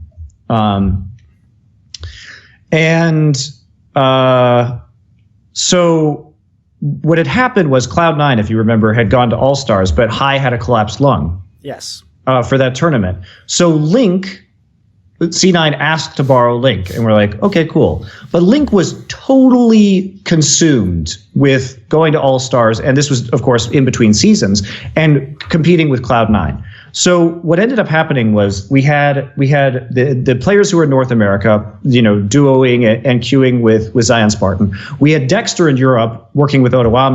And then, of course, people know that I had Seraph over to my house, and I was having him play private streams of his solo queue and me talking to him and reviewing VODs. And all of this was archived. This was all like footage that we had privately assembled for the team. And Link was so consumed with All-Stars that he never even really looked or bothered to contribute to this conversation. And maybe I should have pushed him harder on that. But basically, the conclusion that everybody but not Link, who was working on this project, because it was obviously we were having calls and reviewing the footage, and I was talking to my players, and they were like, we don't really want Zion Spartan. And Dexter's like, Odo Omne, And the sort of like unanimous conclusion was that we might as well roll the dice on Seraph because he seems so mechanically talented, and because I had talked to Reach and Najin players and everything like that about him as a player. So we had actually accumulated this entire bank of footage during this period, and we're discussing it, and Link was just like AWOL. So, and then he comes back and says it was like all me. Certainly I had a voice in that conversation, but so did the rest of his teammates. He was just off subbing for Cloud9 and not contributing. But that's what do you do with that? So the thing about Zorozero at that time was he first appeared in the summer of the year before with Lemon Dogs, and famously that was still the era, I know, there was a man called Flame playing at the time, where you could carry in the top lane. You could still be Kennen or Elise, which believe it or not was the top lane champion at the time. You could be Ryze, you could be all these things. And yet, most players who were top laners, including the aforementioned Flame, it was a lot more difficult to play their position in the spring of the next year, because that was the tank top Mundo, Shyvana, Renekton era. And famously, that's one of the reasons why I think Zorozero stood out to many people, because he'd done both. He was good in both eras, essentially. I think he was a fantastically talented player. I'm sad he didn't continue. The obvious question, what if Monte's last split with CLG in history had actually been with Zorozero as the top laner? I think we would have done really well.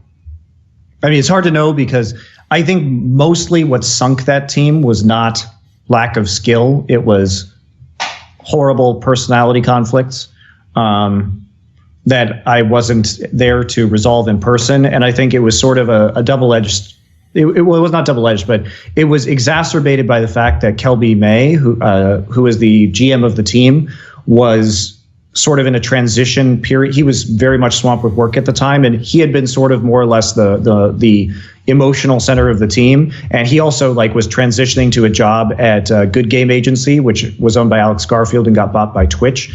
So I think he was it was me not being in the house and him not doing the same level of emotional support for the players in the house. And I didn't know that was happening at the time. So I think that also really affected things. So if the personality conflicts had not erupted and Zorozero had been there, I think it would have been a strong team. So Kelby is also another person within CLG that I actually knew on a personal basis and had talked to a number of times. And funnily enough, when I brought up a similar topic with him, that, CLG kind of hung Monte out to dry, right? And you allowed everyone to speculate on all these ridiculous things, and then you didn't do anything really to stop that, and then you just let the story go out of control. Again, he also expressed the same thing, which is he was sort of like, I don't think we did that really, did we? No, I'm sure we said something, or, no, I don't think anyone really thought that publicly. And obviously I had to tell him, well, my job is kind of to have my finger on the pulse of what the community thinks, and to see what people are saying, and to see how things come across. And he, again, was kind of shocked at the idea that anyone thought that you had been a bad coach, that CLG didn't want you and all these things.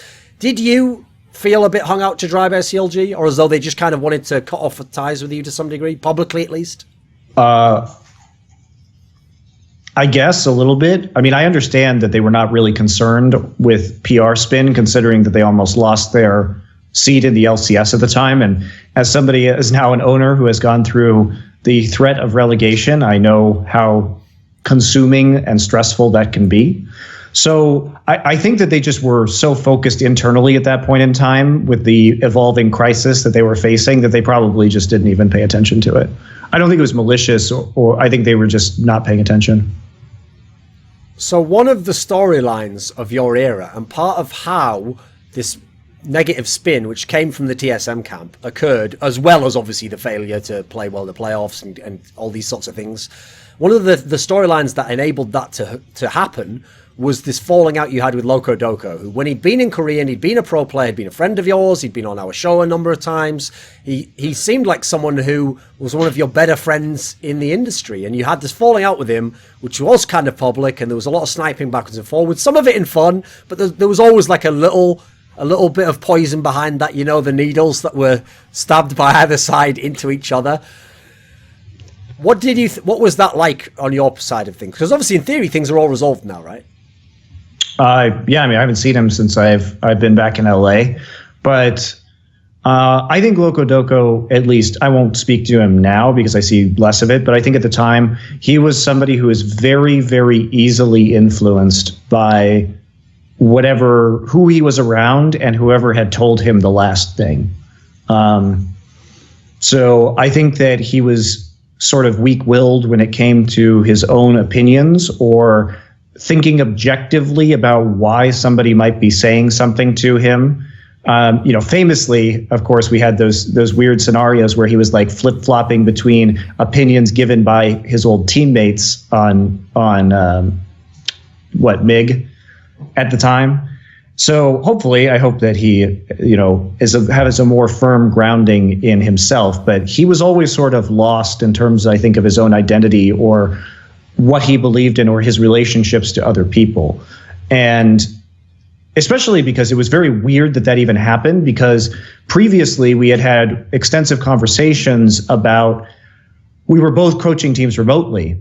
He was doing some work for teams both in Europe and North America doing remote coaching. And we were talking about the best techniques to view the games from different players' perspectives. And we were both doing that kind of work.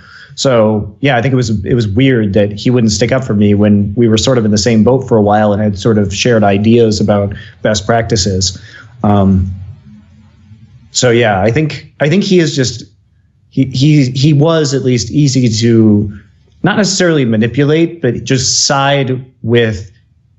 If he liked you emotionally, he would just side with you if you were the closest person in proximity and it was the last opinion he had heard. And he would take it as like gospel truth.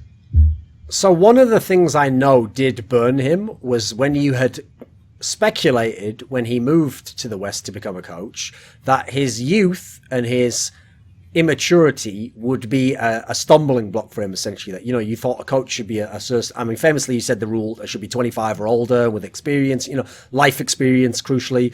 And so I know that burned him and he took offense to that. And by the way, in his early career, he took offense to a lot of things from a lot of people. So you weren't the only one in that sense, But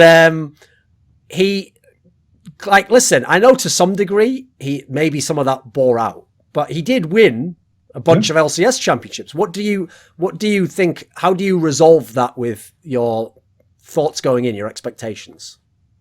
Was he a good coach? I think it's really hard for me to say because I wasn't there. So that's something that can only, I think, be judged internally. Clearly, some of his strategies and everything were successful, and bringing Lustboy over turned out to be a very good move for TSM. And I do think that he understands the game very well. And I think he is good at knowing which voids need to be filled, which is why the Lustboy move ended up working out so nicely. So I think from a strategy standpoint, he's good. Just because I said that those might be stumbling blocks for him doesn't mean that he cannot do other things which can enable his team to win. I think I was vindicated on my opinion about those stumbling blocks, and I think he's currently, having had more experience and gotten older, stabilized a little bit emotionally, and again, he's very different now, I think. So an interesting thing about that I can tie to Locodoco and his time in TSM, like you said, and perhaps being influenced or having, I would describe it as part of what happened at that time was TSM as a team did what is a very, very simple piece of group psychology, which is you just say, it's like what people sometimes do in sports, right?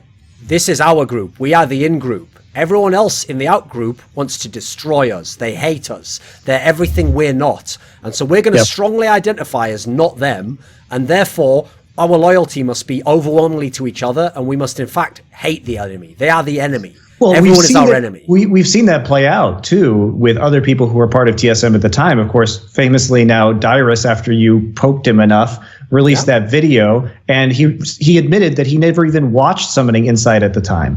Yes. And also we had Amazing on the show. Yeah, we had Amazing come along later, and famously Locodoco himself, once he left TSM, came on the show, and all this stuff was aired out. Now, what's funny about that is, that shows me that once people, I don't know if there must be an aura around TSM as well, once people get out of the clutches of TSM, suddenly, it's kind of like the people who leave Riot. Magically, they're born-again consciences. Oh, I never agreed with any of that stuff. And you know what? I actually used to like some of the things you said. Meanwhile, you go back and look at the old film, it's like, who is this guy now? Who's this deprogrammed agent? So my question for you is this, Monte. One of the defining characteristics of our careers in League of Legends has been this notion that we are antagonists of TSM. That we hate TSM, that all we ever did was talk shit about TSM. Famously, Reginald and other people, TSM fans especially, would literally, Monty, describe it with the hyperbole, which they didn't even intend as hyperbole, that, you know, in a 3-hour show, 2 hours of it used to be us breaking down frame by frame everything TSM had done in their reality show and talking about TSM. And then I went back and actually watched some of these episodes, and, you know, some of them we might talk for like 10 minutes about TSM, and the rest of the episode's like, here's OGN this week. So... that, whether you or I believe it, that has been a defining theme that people think of associated with our careers. What would you say about that, and about the TSM camp and the TSM fans and how they identified us within their world?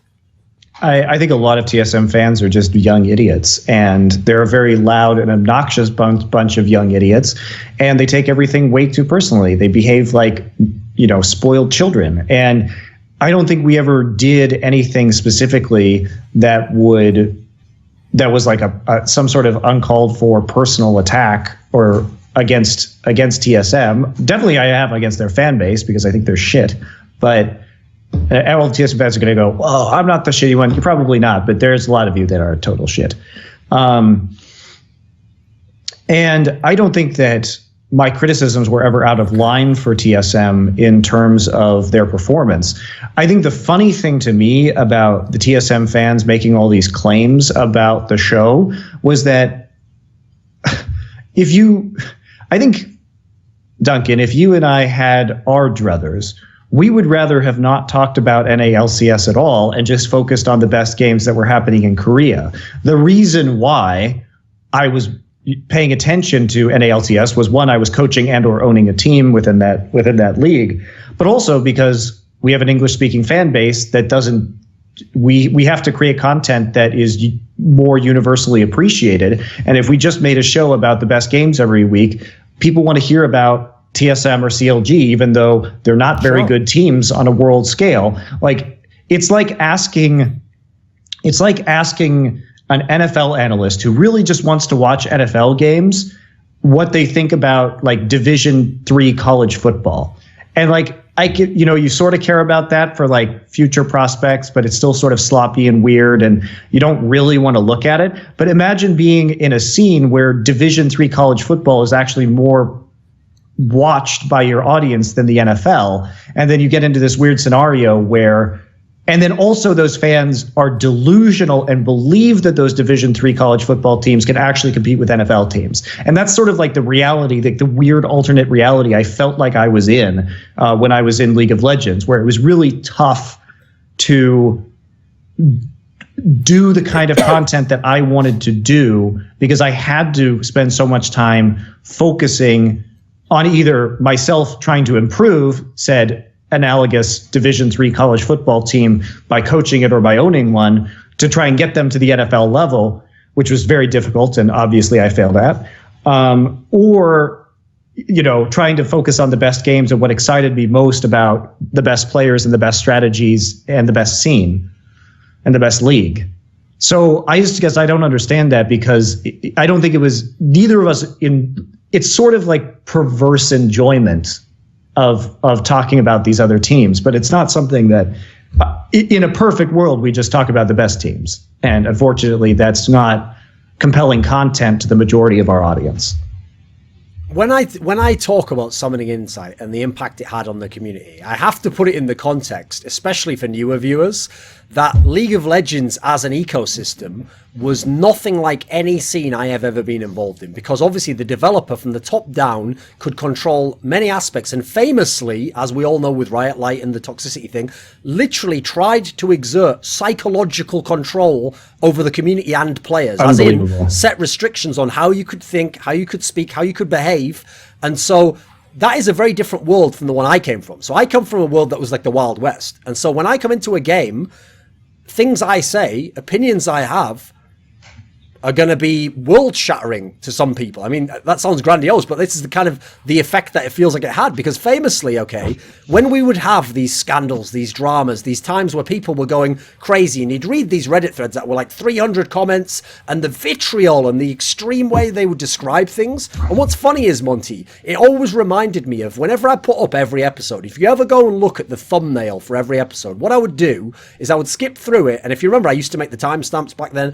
And as I was making the timestamps, I'd look for a moment where it was a good thumbnail. And famously, a very good way to do a thumbnail on YouTube is you pick one where people are smiling or they're laughing, or it's evocative of something that happened and makes people want to click to see what happened there. And what I would find, Monty, when I went through is, first of all, like I said, the TSM portions wouldn't be the majority of the show. They would be a minority. And secondly, the show was a bunch of people having fun talking about the game and discussing ideas and laughing and joking. But then you went and look at these Reddit threads and you'd think we were like talking about like forming like a socialist government and oppressing all of it. You know, the reaction to it was ridiculous, perverse almost. Right? It was ridiculous. What do you think of that aspect of what the show was like, and then what the impact of the community was like? What did you feel like during that era? I just feel like people were really young and took jokes that we made as truths. And like it's really weird, right? Because we know from our YouTube analytics that our audience is generally older than 25. Like our largest demographic on that Insight on Esports channel, according to YouTube, is 25 to 34. So we actually did have a lot of people that I think were not crazy, but I think that the people who were posting on Reddit, and particularly the TSM fans, tend to be younger and not able to emotionally parse out what was a joke versus what was insulting, their God King team TSM. So I tend to view it more in that light, which is that I don't think our majority audience was even having those thoughts. We just didn't get as much feedback because they weren't angry, right? And I never thought of it that way, too, while we were on the show. I mean, I enjoy doing those shows with you and with the pros because we generally just have a good time and laugh about things. We talk about strategy, talk about, banter, make fun of each other. Nobody ever got mad that you and I made fun of each other or thought that we were terrible people for making jokes about each other's personality, which we do constantly. So I just think it's weird, frankly. When the show was at its height of potentially being provocative, I notice in your interviews around that time, you would often mention, while on one hand, you would be a good chap and you'd mention that, you loved to work with me and we will have, you stood by me and all these things. You would often slip in a little detail that I can tell means this pissed you off, which is you would always say, no matter whether you stood behind my opinions or it was fine for me to have them, you would always mention that you didn't always like being associated with all of them or things I had said or done. Was it ever troublesome to be a co-host of Summoning Insight? Well, yes. I think from Riot's perspective, they thought of it as sort of, this aberration, because what I have disliked about Riot's artistic direction with their broadcasts has been they want to be the NFL. And to me, the desire to be the NFL is boring and old. And I don't think esports fans want the NFL because famously, if we were to look at shows that were going on concurrently in League of Legends, they'd be like Primetime League, right? PTL. And it would be fully produced, writers on the staff, all the casters would be involved. And they would throw Riot's entire weight behind it, put it on their big, Twitch channels, their big YouTube channels. And we would crush their viewership numbers, especially on the VODs, where you and I were getting 200, 300, 400,000 views on a podcast with two guys with zero budget sitting in their fucking apartments or in hotels, like on webcams making jokes. And Riot was spending probably millions of dollars on this show over the course of its run. And they couldn't even get people to tune into it really before the matches even started. Like sometimes they'd have 10,000 concurrent viewers. And when I would stream Summoning Insight, we could get 10,000 concurrent viewers on our own little channel, right? So it was super weird. But I think that goes to show, and Riot really didn't like Summoning Insight. Actually, that's not true. Some people at Riot, particularly on the esports management team, really didn't like Summoning Insight because they thought it was too negative, or because Riot had, incubated this culture that thought about this concept of toxicity, and it became a buzzword that they would sort of throw at anything that was criticism. So I think they didn't like certain criticisms we had of Riot on the show, and they felt emotionally affronted by that, and therefore sort of didn't want to have this kind of content associated with them and their game. Unfortunately, it was a failure and continues to be a failure to understand their own audience as esports, because what they should have been asking themselves is, why the fuck are these guys crushing us on a Skype show? And a smart person, in my opinion, would say, why don't we get this show? And why don't we integrate this into our own content? Because it is so popular. Or even if you don't want to integrate it, why don't you ask yourselves, what is so popular about this content? How are they able to hold an audience? Which this is the hilarious part, right? They should want the 25 to 34-year-old age bracket, because these are not poor college students. This is the demographic that are young professionals, frequently without children, who have college educations, who have disposable income. This is like prime marketing material, right? How can we get these people? Because I think that perhaps they believed somehow that our content was juvenile, when exactly the opposite was true. Our main appeal was to probably the older end of their demographic and the older end of the viewers, because the people who can listen to a 3 or 4 hour podcast, they're the guys who are doing the coding at work. They're the IT professionals. They do it while they're commuting. They do it while they're working out. These are guys who listen to our content. And I've had, you and I have both, I'm sure, had so many tweets or comments about where and how people listen to this content. And I just think Riot just totally missed the boat, and they were so obsessed with making this NFL product and what they thought would appeal to a more mature audience, when in fact I think we have really nailed the sort of older end of the millennial generation about what kind of products that they want to listen to and what kind of media they want to consume. And it goes hand in hand, because it's the kind of media you and I want to create. And I think this goes back to my video about why I think the CSGO casters are so good right now, you being one of the principal personalities on the analyst desks, is because CSGO is a Wild West, and because Valve really has fuck all to do with the actual acquisition of talent for these broadcasts, because they farm out the major to third-party companies. You guys got to do an authentic esports experience. And that's the entertainment level from the CSGO casters right now is, in my mind, miles ahead of the League of Legends casters. Because you guys started out, I think, less polished in terms of production, in terms of technical vocal training and everything like that. But you guys, through practice, have picked up on a lot of that. And now you also have that freedom to make it true to the fans of esports. And I think that Riot is just chasing this outmoded model that I don't really get. And I think that when I decided to come back to America for Overwatch League, what really was one of the main points for me was that, number one, I would have a chance to be one of the, sort of shape the. I'm also hired as a consultant, so I have a chance to a certain degree shape the tone of the broadcast, and then. Also, because in my conversations with the director of Overwatch Esports, Nate Dancer, he said that he was much more interested in being like inside the NBA, which I think is an awesome example of a more progressive form of sports content right now.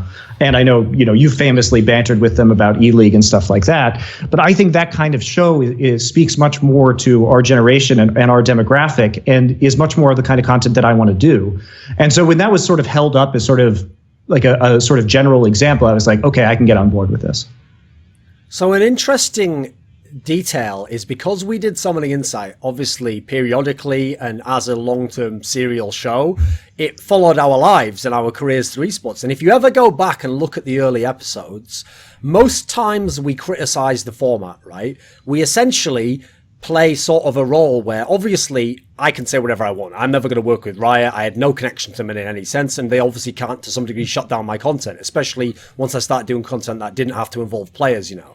So I could be brutal as I want and literally be like, LCS is actual shit, all the teams are crap, the format's terrible, and they should just scrap it all and go back to Season 2, which is an incredibly radical way of describing things, but I'm a very radical person in terms of what I like. So I notice often in the early days, even if you agreed with some of the sentiment, you would often try and think, right, this is what I think Riot are trying to do, though. And it's not that you were an apologist for them, but you would try and be the person who was like the middle point between the two. Like, okay, I can see what you mean by this, but this is what they're trying to do and develop here. I think this is where they're going with it. And early on, this is one of the reasons why it actually shocks me that your relationship with Riot broke down, is because I have to say, as an outsider, I mean, to some degree I'm an insider, but, you know, looking objectively from my perspective, I think a lot of it comes from their side. Like, I think you wanted to work with them. You wanted to have a friendly relationship with them. And I noticed it was only as the years went on that as they fucked with you a bit and things went on behind the scenes that you became more on my side, as it were, like more just openly critical and more not caring also, what their side was as much. Also, what ended up happening with me is that, so when Nick Allen used to be a part of Riot, he used to arrange sort of monthly calls with between me. I had to fight for this super hard, by the way, where Doa and I kept contacting them, or I talked to them as events, and I'd say, we would like to have more open lines of communication with you so we can understand what's going on over at HQ. We can understand what your objectives are, so that we could be included within the global ecosystem of League of Legends esports. They were very dismissive of that at first, and eventually we finally got through and started having monthly or every 2 months have a call with Nick and with Waylon, where we could express, Waylon Roselle, who's now the director of esports over there, where we could express concerns to Riot and they could, you know, give us feedback about our casting or stuff like that. We tried to have this open relationship. And eventually, like, it just seemed like as soon as Nick Allen left, like, they just stopped giving a fuck at all. So the weird thing about working in League of Legends was that we were always sort of on this strange island where we were not included in things except at international events. And I think that they really dropped the ball in terms of having an open and active line of communication with us, especially as our show started to gain a lot of, you know, viewership, and we had a certain amount of power over people's opinions.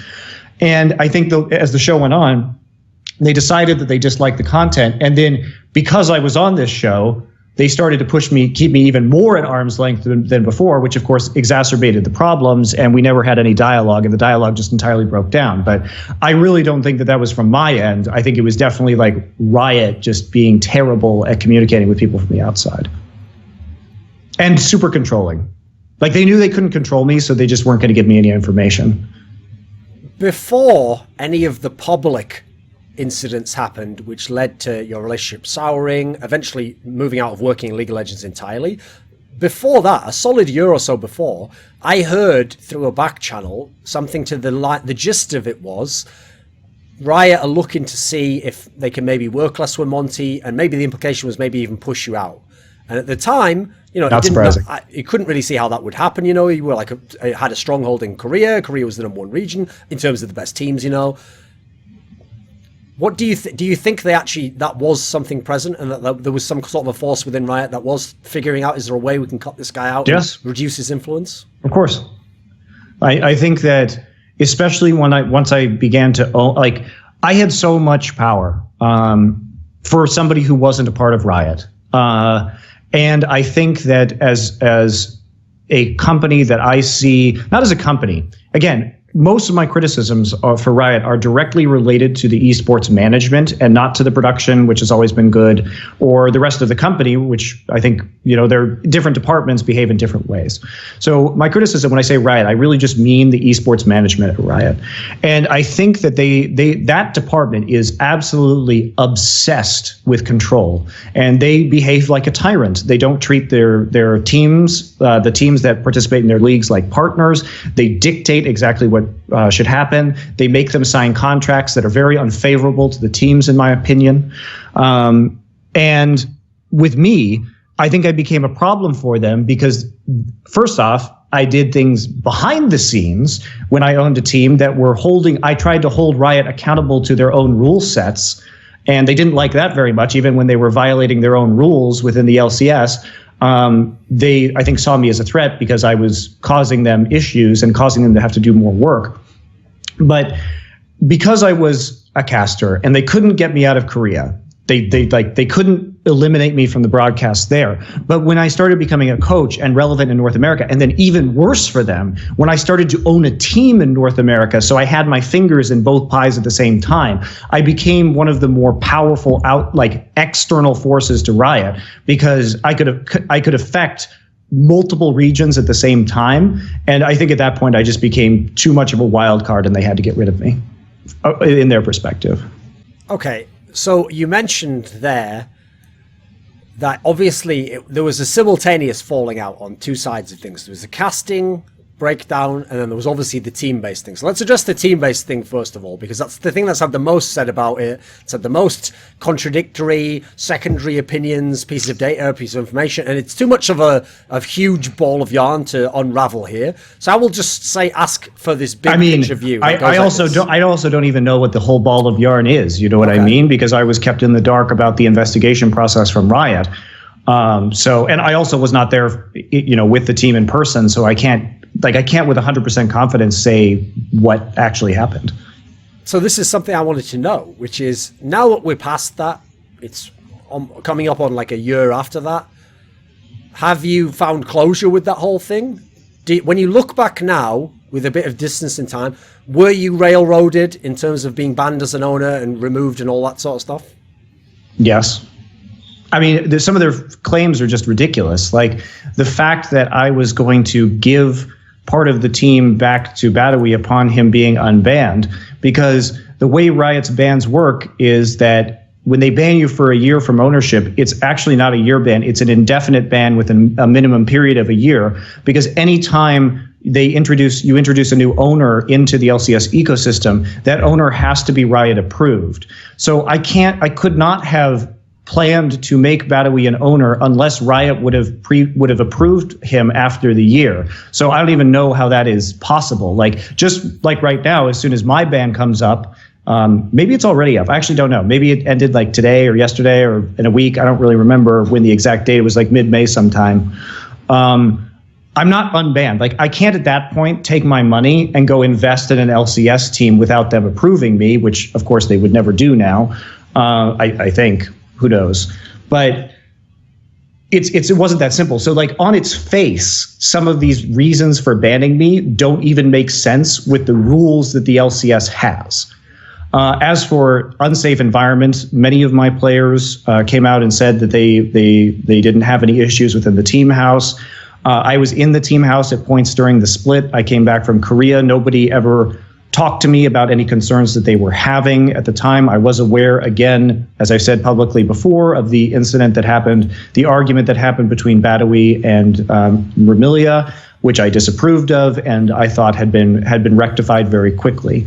If there were other things that happened, I just don't know. And then as for the trade, that was a mutually beneficial trade that was approved by Riot. They approved the trade of those players. And as I went into later on, I think that they used financial records from the players that showed us paying our players late as evidence against us that we were paying the players while they were, like Alex Itch, for example, while he was playing on a different team. That's purely hypothetical for me. But again, our late payments were caused by Riot failing to send us our check in time, which we had budgeted for.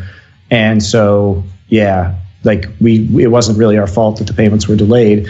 Of course, you can make the argument that we should have had more liquidity at the time. And sure, you're right. But at the time, I was also trying to sell a majority equity stake in that team because I was also shopping around with various professional sports teams or people within the professional sports world and investors.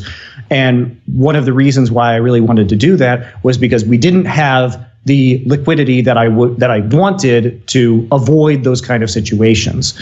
And I realized that we weren't going to have that kind of liquidity. So I needed to go ahead and find somebody with more money to sell like 51% of the team to or 60% of the team to maintain more stability in the long run.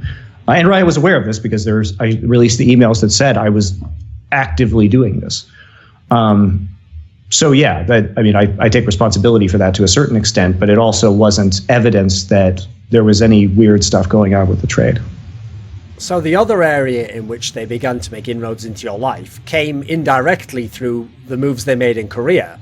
And one move famously was OGN used to be a tournament circuit. Yeah. It used to be seasons, which were named after the seasons, and then worlds, and then more seasons. And famously, they changed from OGN Champions to LCK. They made it essentially the LCS of Korea, and they had a different format there. But one of the things that I want to ask you about is, famously, they had Riot Korea, and they had OGN, and all these people who were Korean come out and say, no, we wanted to do this. In fact, this is what we wanted to do. What do you think?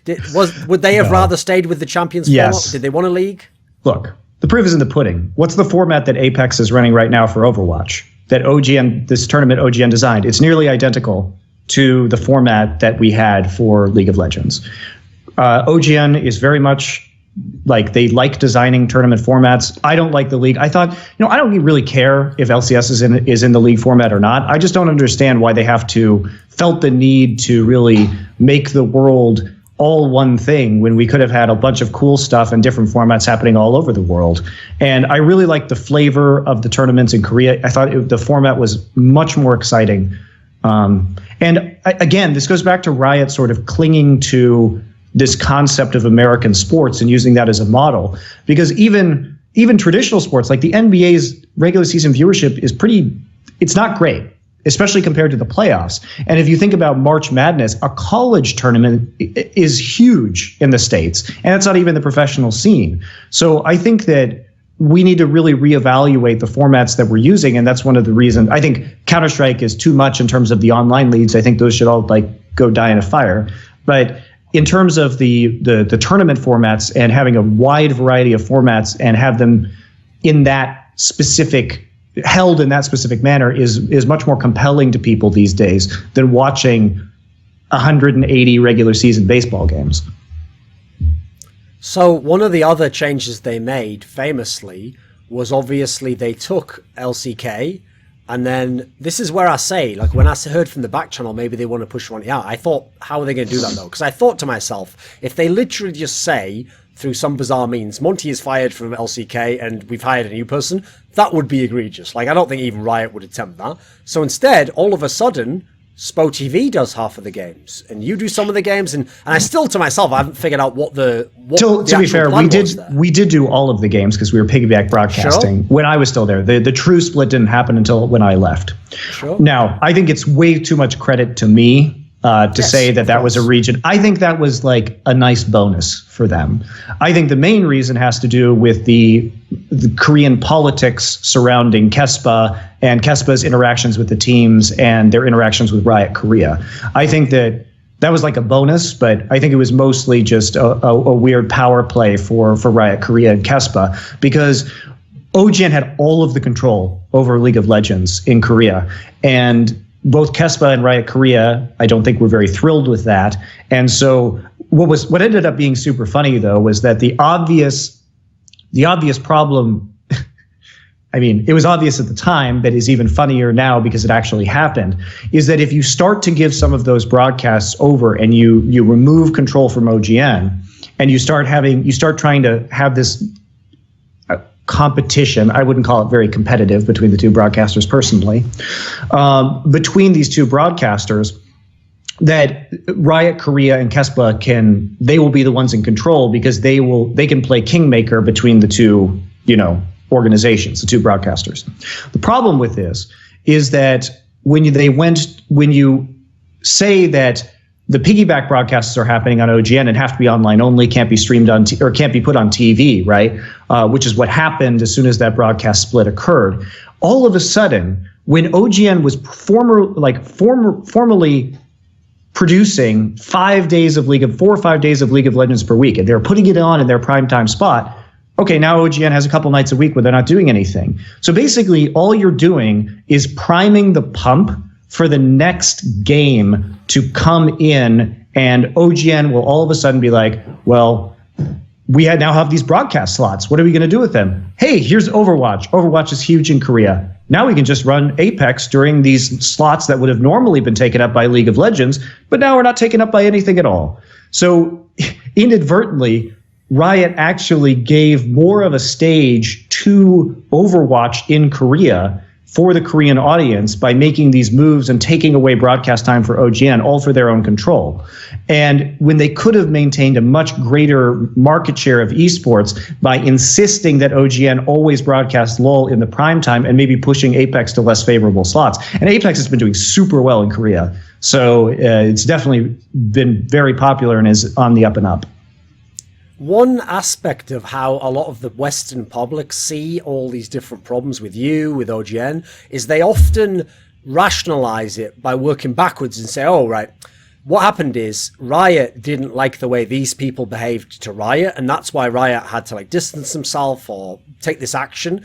But from my perspective, at least, it's nearly all the hostility seems to come from the Riot side. All these other people are like, yes, let's cooperate, let us collaborate, let us share the power. And then Riot's always like, I will have all the power. That's been my experience with them. That's it. That's all you can say. I have never worked with another entity in esports that has been as domineering as Riot is. And I don't get it. They refuse to share or to play ball or to partner with anybody. It's always dictatorial control.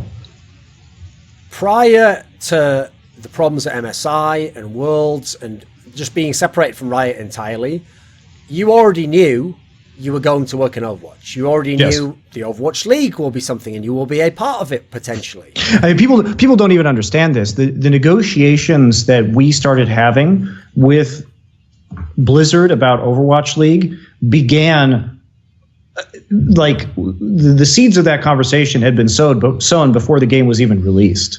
This was a long time coming, and even now I'm sitting here in May, but I signed my contract in October, more than 6 months ago. So this has been a big buildup for a long time about working together with Blizzard. Anyway, continue. Sorry. Did the fact that was already lurking beneath the depths, as it were, yet to fully arise, did the fact that you knew you had the next branch that you were holding on to? See, I made you the monkey there, Monty. See, you can compare anyone to any sort of a creature, and depends what characteristic you use. Little Easter egg for the fans there.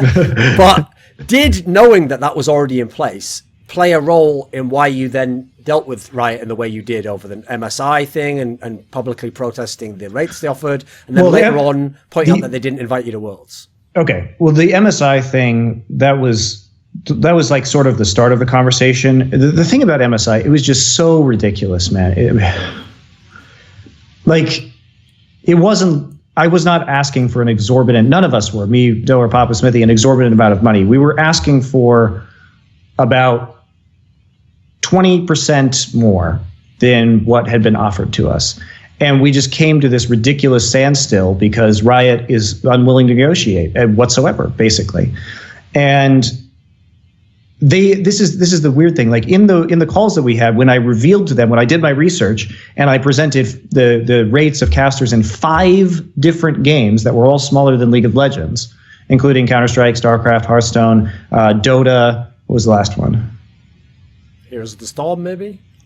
I didn't know Heroes rates at that time. StarCraft? Yeah, StarCraft, yeah.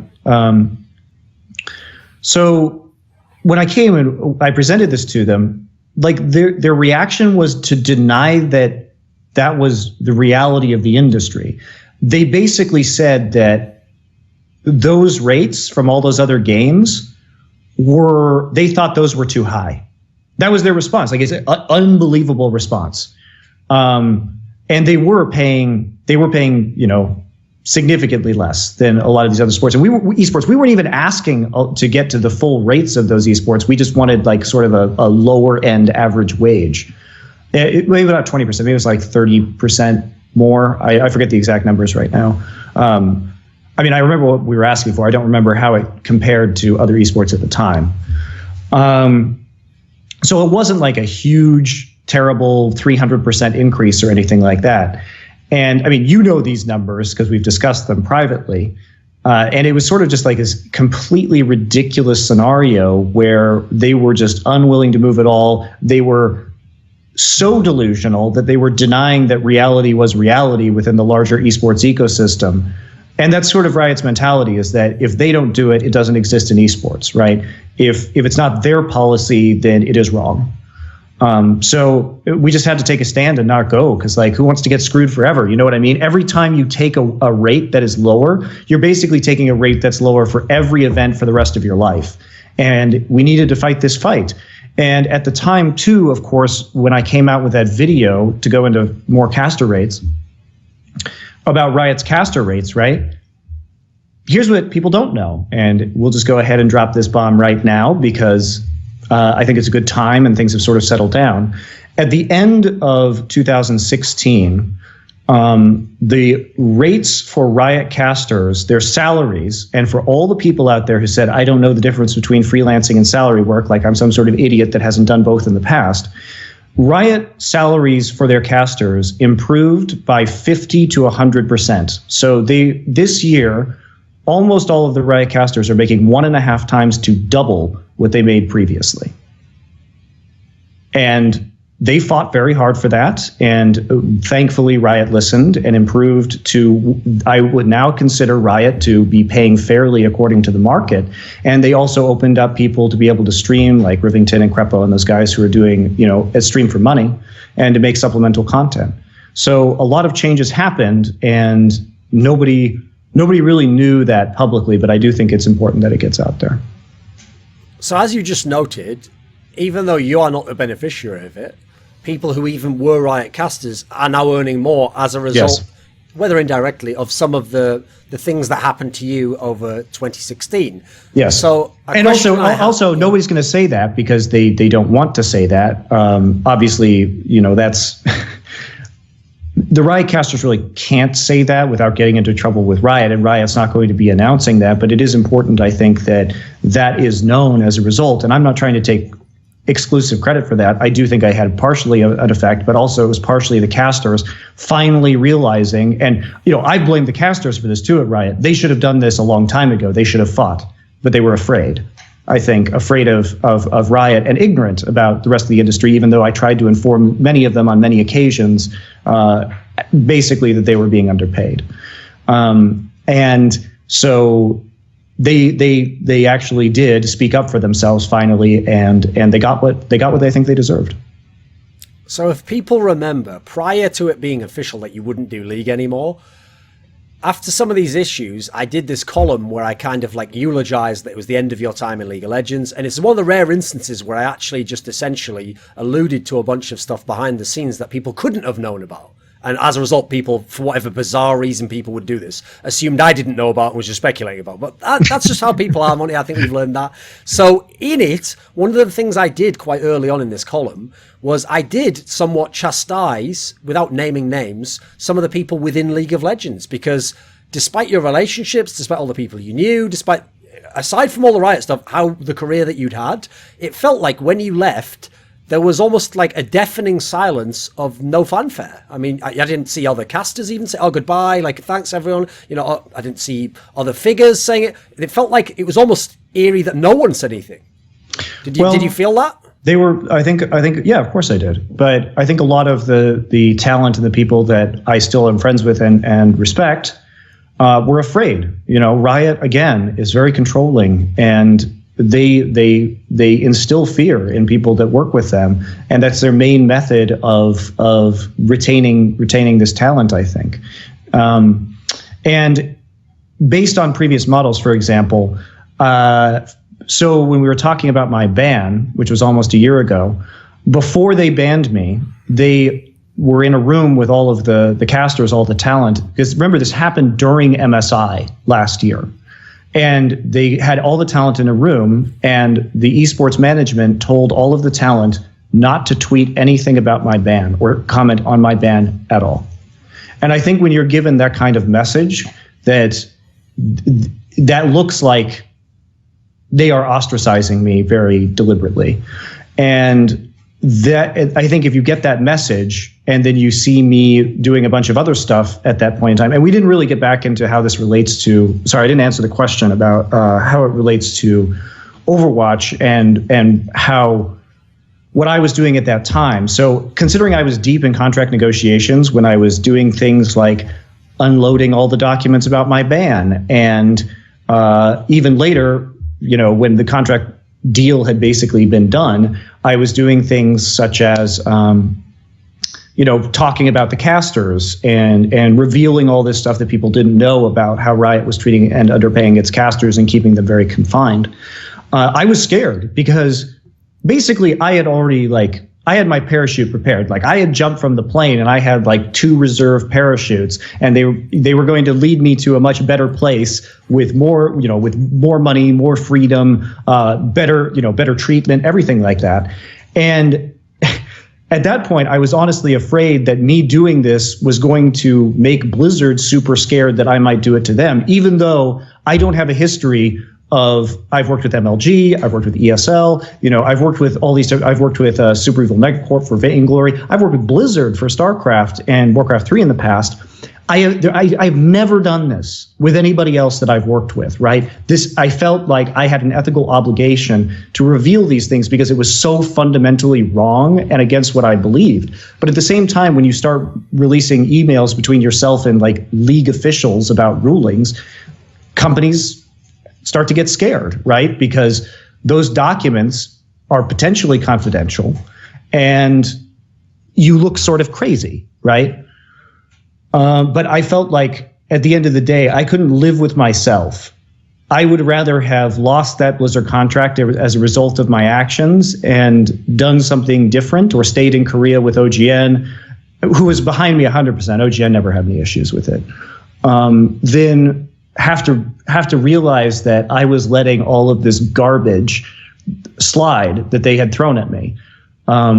And even though I knew it was going to burn every bridge that I ever had with Riot as a company, not with the people involved, obviously, who I still see and you know, talk to and everything, but I had to do it because I was going to. What was I going to remember? You know, what kind of person did I want to be? Really, was I the person who's going to say nothing about things that I thought were really fucked up and just, you know, take my own success and my own, you know, my own financial well-being when I was never really under threat, right? Like I said, I was not going to lose my job at OGN, so it's sort of, it wasn't an extreme risk, like I was going to lose everything, but I could have lost something really good. But I just didn't want to be that person. So it wasn't like I had this thing from Blizzard and it was like guaranteed. It was that I was taking a very deep personal risk that I would lose this thing that I wanted by releasing these videos. But I ultimately decided that I couldn't live with myself like that. In an AMA 4 years ago, you said, when asked how much longer will League of Legends, you know, continue as an esport, you said, I think it's got 3 to 4 years more in the tank. Now that you no longer work in League of Legends and we've reached the 4 years, how would you revise that? What would your current estimate be for League of Legends as an esport?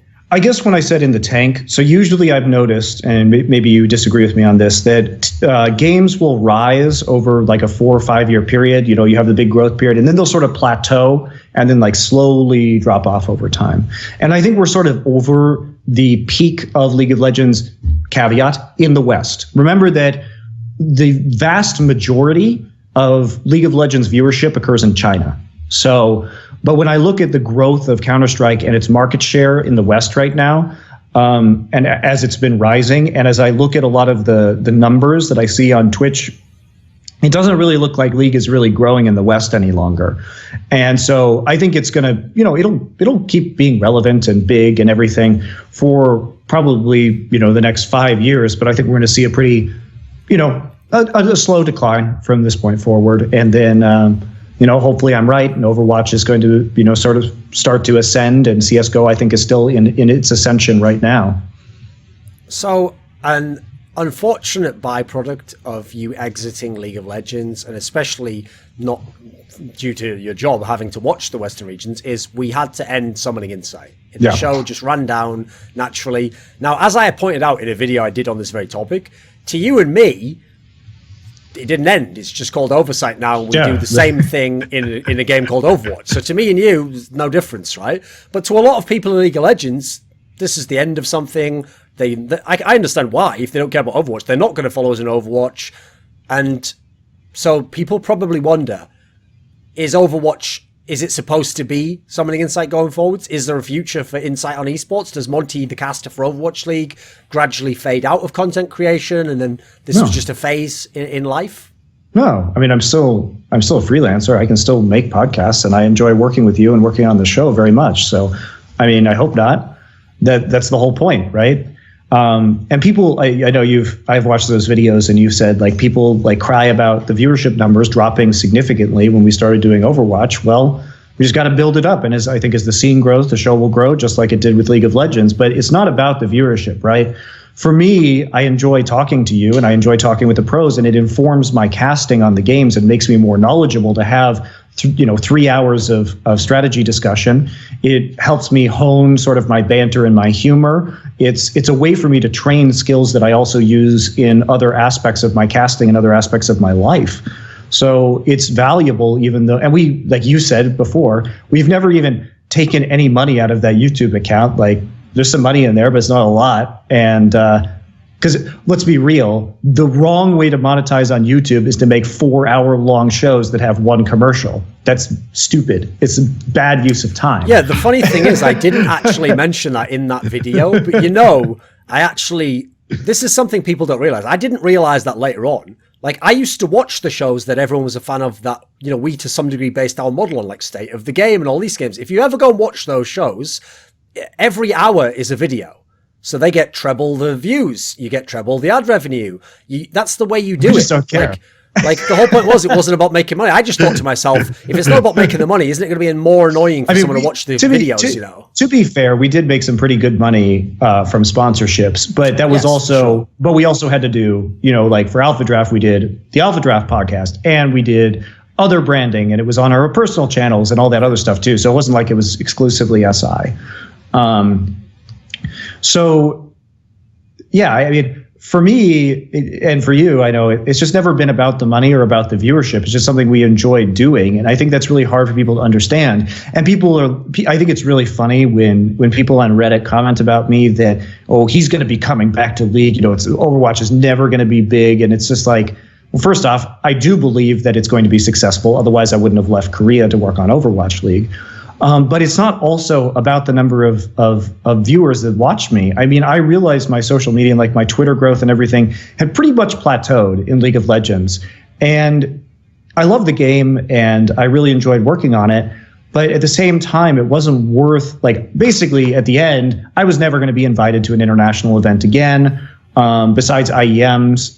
Hilariously, actually, I was invited by ESL to host the desk for League of Legends for IEM Katowice this year, but I couldn't go because I was doing Overwatch broadcasts. That would have been really funny.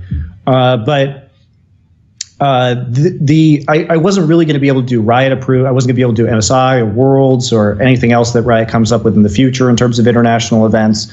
And I didn't even know if I was going to keep being able to do League in Korea, because then the true broadcast split occurred. There were fewer days that Papa and I were going to have to share. Maybe at some point in time, SpoTV, like OGN drops it, or SpoTV gets 100% control of the broadcast rights. Like, I just don't know, because it's been so unpredictable that how am I supposed to live my life as a professional based around the whims of Riot Games? And Blizzard has been exactly the opposite of Riot in that they not only hired me as a caster, but as a consultant, they actively seek my opinion. They include me in conversations about the game. They listen really well. The development team is wonderful. The people who are running the esports program are much more open to criticism and advice, and try and have a conversation. Even when we disagree with each other, I can talk to them and understand why they're making the decisions they're making, and at least reflect that in my opinion, right? It can moderate my opinion in certain ways when I understand their motivations and their goals, even if I don't expressly agree with it. So it's just been a much more rewarding professional experience for me to be working in Overwatch. And knowing that the negotiations that Doe and I had were really positive, and I think everybody ended up really happy with the way the contract turned out. Again, the fact that there's a longer off season for me to do other things with my life, and because also coming back to America, I do consulting for companies, and I'm interested in the business end of esports, and I try and use my knowledge of the esports scene to help companies create that. Obviously you guys are going to see some of this in the future. I can't talk about it in depth right now, but you're going to see things that I've been working on that I'll be really excited to announce, either entertainment content or other products or projects that I'm excited about, that being in America allows me to work on more closely. And it allows me to branch out in my career from just being a caster into sort of a broader world of media and business. And all of these things are really valuable to me, because I don't think I'm going to be casting for 50 years. I think eventually I'll start to, take a backseat and use these other skills to have more of an effect on the industry than I can just as a caster. But maybe, who knows what the future holds. I mean, I try and keep an open mind about that stuff. But being in America, where this explosive growth is happening, is very beneficial. And I think people, I don't understand why people think that I just do things for the viewership. I do things because I want to expand my skill set, and I want to be treated better, and I want to not have to go through crazy drama every time that I try and negotiate a contract with Riot. And I want to think about other things than 11 months of League of Legends every year and have that sort of super exhaustive schedule, because I've lived through that. I lived through in 2014.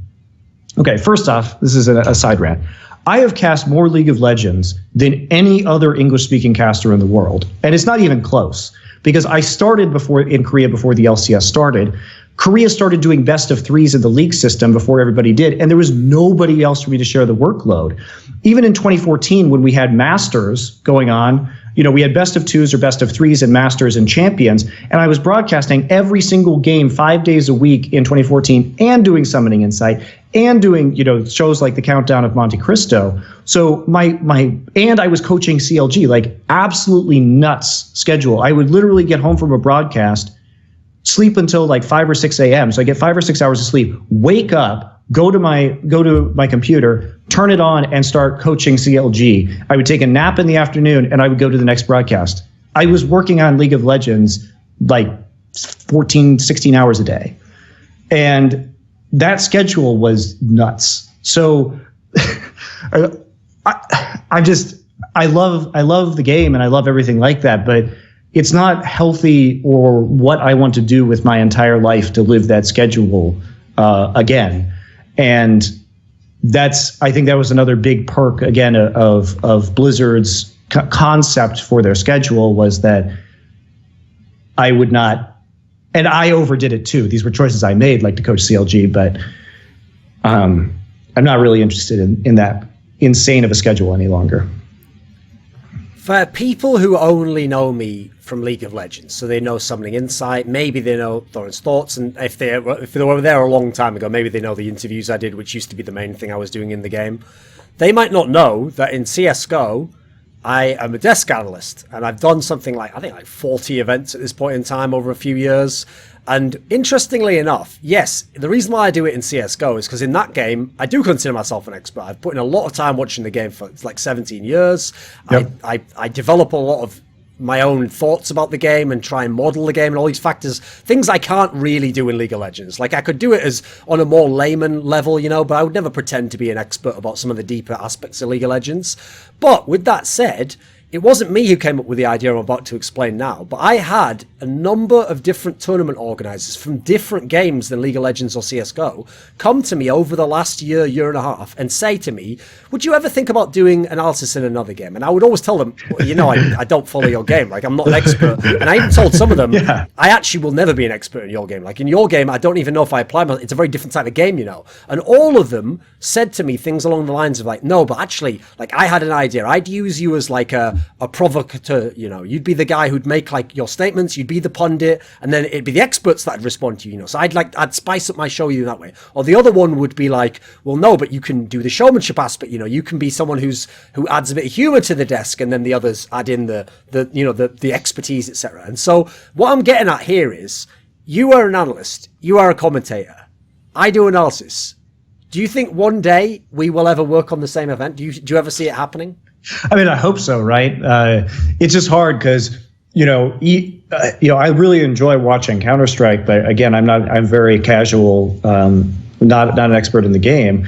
So me leaving League of Legends and going to Counter-Strike would require extensive, like crazy amounts of work to catch up with some of the great commentators and analysts that are over there right now. And unfortunately, I think you have very few reasons to leave Counter-Strike with the success of the game and also your history over the last decade and a half.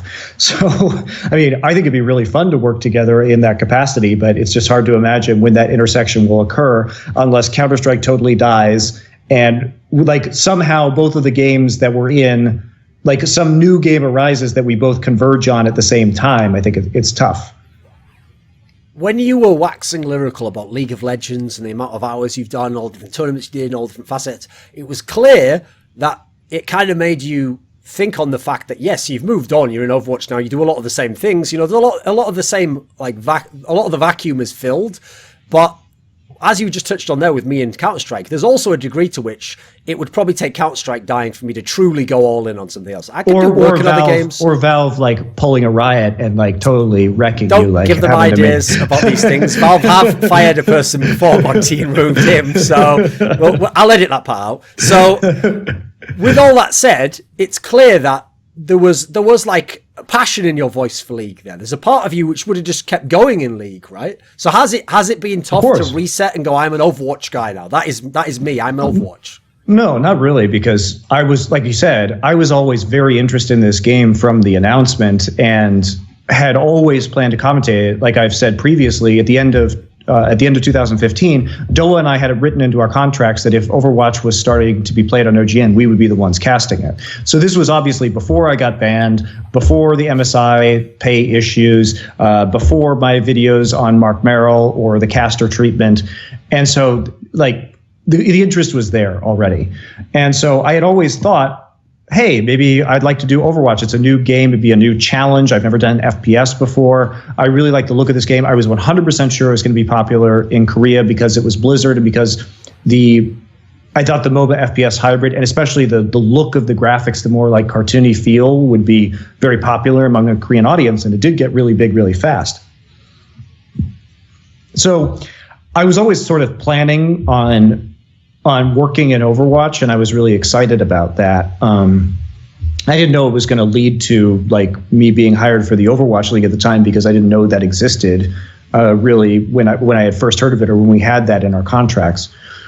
But yeah, it's not really too much of a surprise for me, considering that was always the plan, was to get into this game in Korea with the Korean League. So I'm excited. I really like I think the game is really fun to play. I think that once some of the spectating issues are ironed out, that it's going to be easier to watch for average people. I do think it's highly dependent on spectators, and Apex is actually significantly easier to watch than, say, one spectator online tournaments, and I think it's gotten a bad rap for that. But, as the game develops, it hasn't really been, it's been a fun new challenge for me to learn about a new game and take what I know about MOBA strategy and how that applies to Overwatch and think about things in a different way, or think about things in the same way in the context that FPS players may not used to playing with all of these abilities and ultimates and team coordination that surrounds specific team compositions and stuff like that, which, one of the things that I think really works for me in Overwatch is that team compositions, like in LoL, are very important. And that was always one of my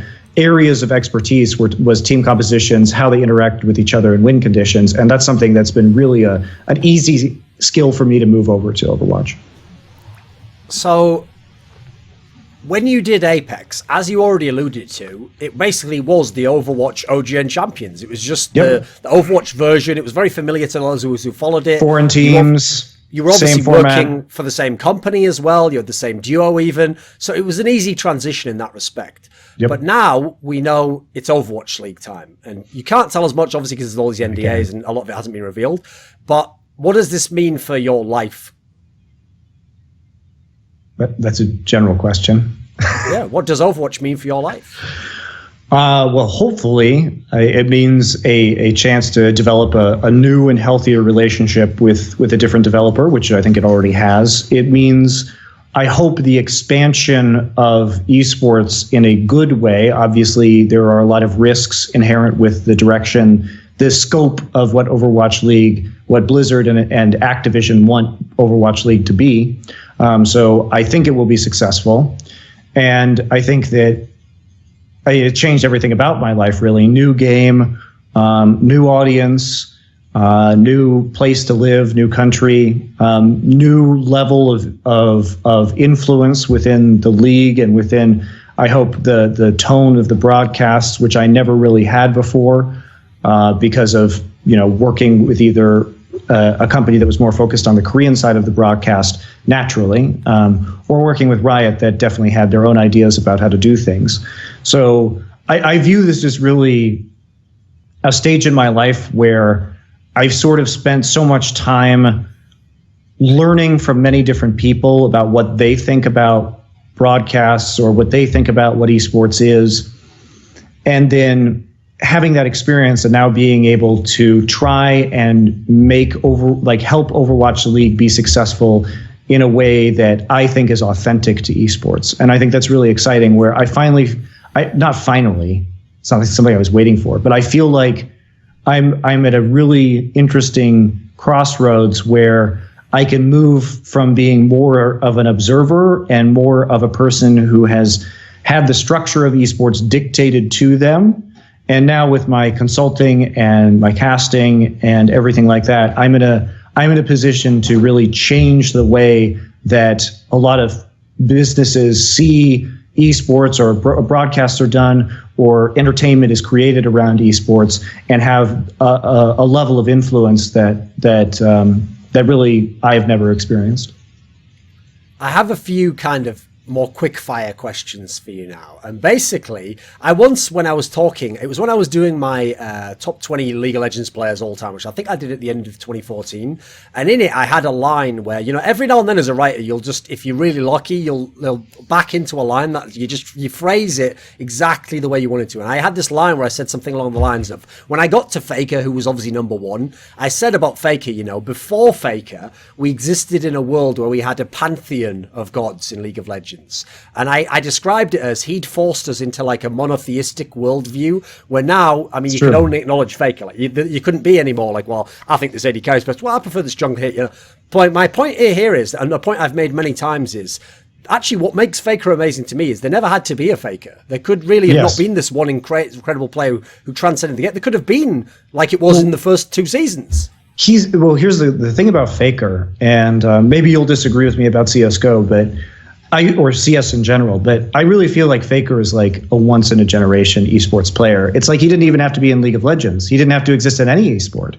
He could have existed in, TF2, and he could have dominated that scene, but we never would have really known how good he was because maybe there weren't as many people playing or the talent pool was lower. What's so insane about Faker is that he has been so dominant in the most played PC game in the world, and nobody can knock him off that throne, basically. And so, we may see, you and I may see 10 esports over the next 20 years, and we'll never have a player in any of them that's as good as Faker. It's pretty amazing. Yeah, absolutely. And here are my questions then. So obviously, it would actually be a really terrible hack journalist question to say, who is the Faker of Overwatch? Because as I just set it up there isn't one, and there may never be one. So instead, I will ask you, who is the MadLife of Overwatch right now? Who would you compare to MadLife?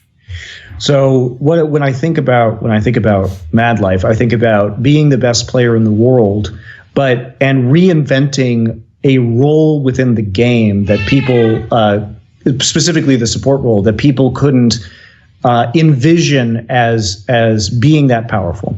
And the caveat that I will use is that right now we're still in the infancy of Overwatch esports. Like it's less than a year into the game, so MadLife came along, later than that, when there was more, I would say, established competition than we've seen so far, and changed the way that people thought you could carry within League of Legends, where an underrepresented role could be so incredibly impactful.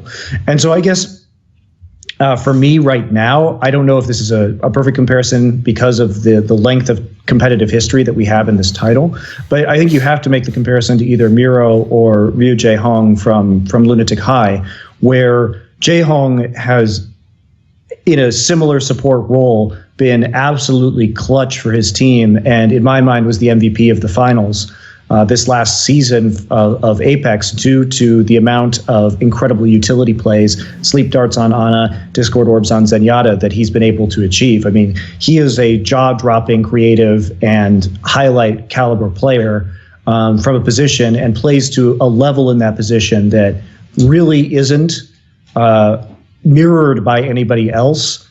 And also, you could make an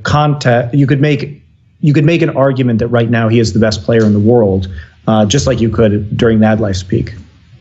Who do you think is the Diamondprox of Overwatch? So when I think about Diamondprox, my cat is jumping all over me. When I think about Diamondprox, I think about a very creative, more instinctual player, somebody who's not a slave to the meta, who's willing to take risks in terms of jungle pathing and champion choice, and do the unpredictable and be very successful at it. So who do I think is like that right now?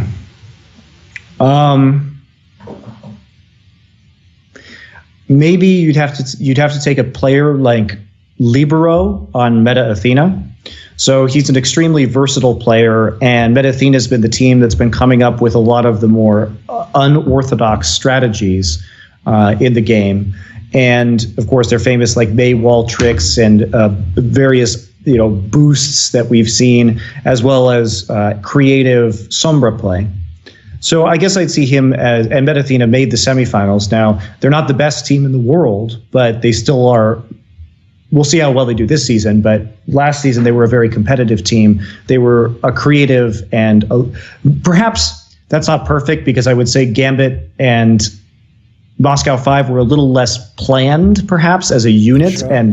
But the versatility that this guy possesses and the sort of outside of the box thinking, I think, is close. I don't know if there's a very good analog, though. Sure. I mean, yeah, we're just looking for broad strokes here. Who would be the Froggen of Overwatch? So Froggen, part of a more conservative style of team. See, there's no like farm equivalent in Overwatch. So maybe we could say the equivalent would be like more patient with ultimate usage.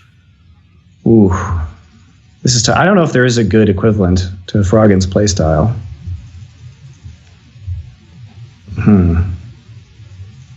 Maybe a player like, because whenever I talk to Froggen, he had a very strong philosophy about the game and the way that he was going to play the game, and it tended to be a little bit slower and deliberate, but he was still like an incredibly dominant player in his own style. So I guess maybe Tvik would be close to that for me, because a lot of Tvik actually really does, in terms of personality, remind me of Froggen, where he has really strong opinions about the game that are rational, very able to debate with you about abstract concepts or ways that the game could be played, and how that influences their style. So Tvik is probably a good response.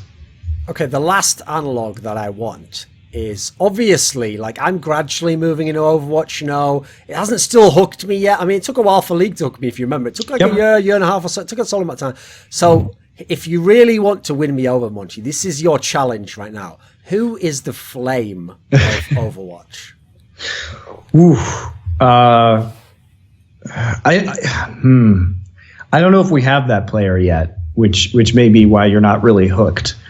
Because a lot of, I think, the star players are still in development and are also really, really young, especially the Korean players. The one player that I think sort of goes off on his own, does his own thing, has the impressive individual highlights, and the most flame-like game where I've seen an incredible solo carry performance on a new, because one of the famous things about CJ at the time was that they were using new tactics and new champions and trying to innovate that carry style of top laner, right? Was probably when I saw Rascal, who's now on Kongdu Panthera, and I haven't unfortunately yet seen the Kongdu Panthera Rogue games that happened last night because I was asleep. I've been busy today, but I will watch them. One of the things that I think that was really amazing to me was the camera was just glued to him for this entire map on King's Row when he was playing Sombra, and he was just so incredibly dominant on a new pick, and that super aggressive, solo carry, confident style, I think comes out in a lot of Rascal's play. And just like Flame, sometimes it's goes a little bit too far. So at the end of the interview, this odyssey that we've engaged in, by the way, there was a few new things people hadn't talked about, right? There was in the end a few. Do you have a final message? Do you have anyone you want to thank or say hello to? Yeah, I mean, you don't care about the fans supporting you, but I do, and it's been fun to have so much support in League of Legends, and I appreciate the people who understand the reasons why I moved on, and I feel bad that people supported me so much and then want to stick with League of Legends, and that's their passion, and I can't add to those kind of broadcasts or conversations anymore. But it was just a choice that I had to make in terms of my own personal well-being. And also, new challenges that awaited me, so that I wasn't going to get really old and static and bored with things, to move to a new title and to move to a new region and everything, sort of mixing it up. So I appreciate those people who are understanding about it, and I hope people, when Overwatch League starts, I think people will see that there's going to be a big difference in terms of the production from what they've seen in Overwatch before and the ease of spectating the game. So give it a second shot. It really is a nice tactical game. It's only going to get better as more maps and heroes are released over the years. So it's a fun time to be in right now, because it's the inception of an esport, and you really get to see all these awesome, the star players really begin to emerge for the first time. Hey, it's Crumbs. You're lost? How do you not know where you are? It's Thorin's channel.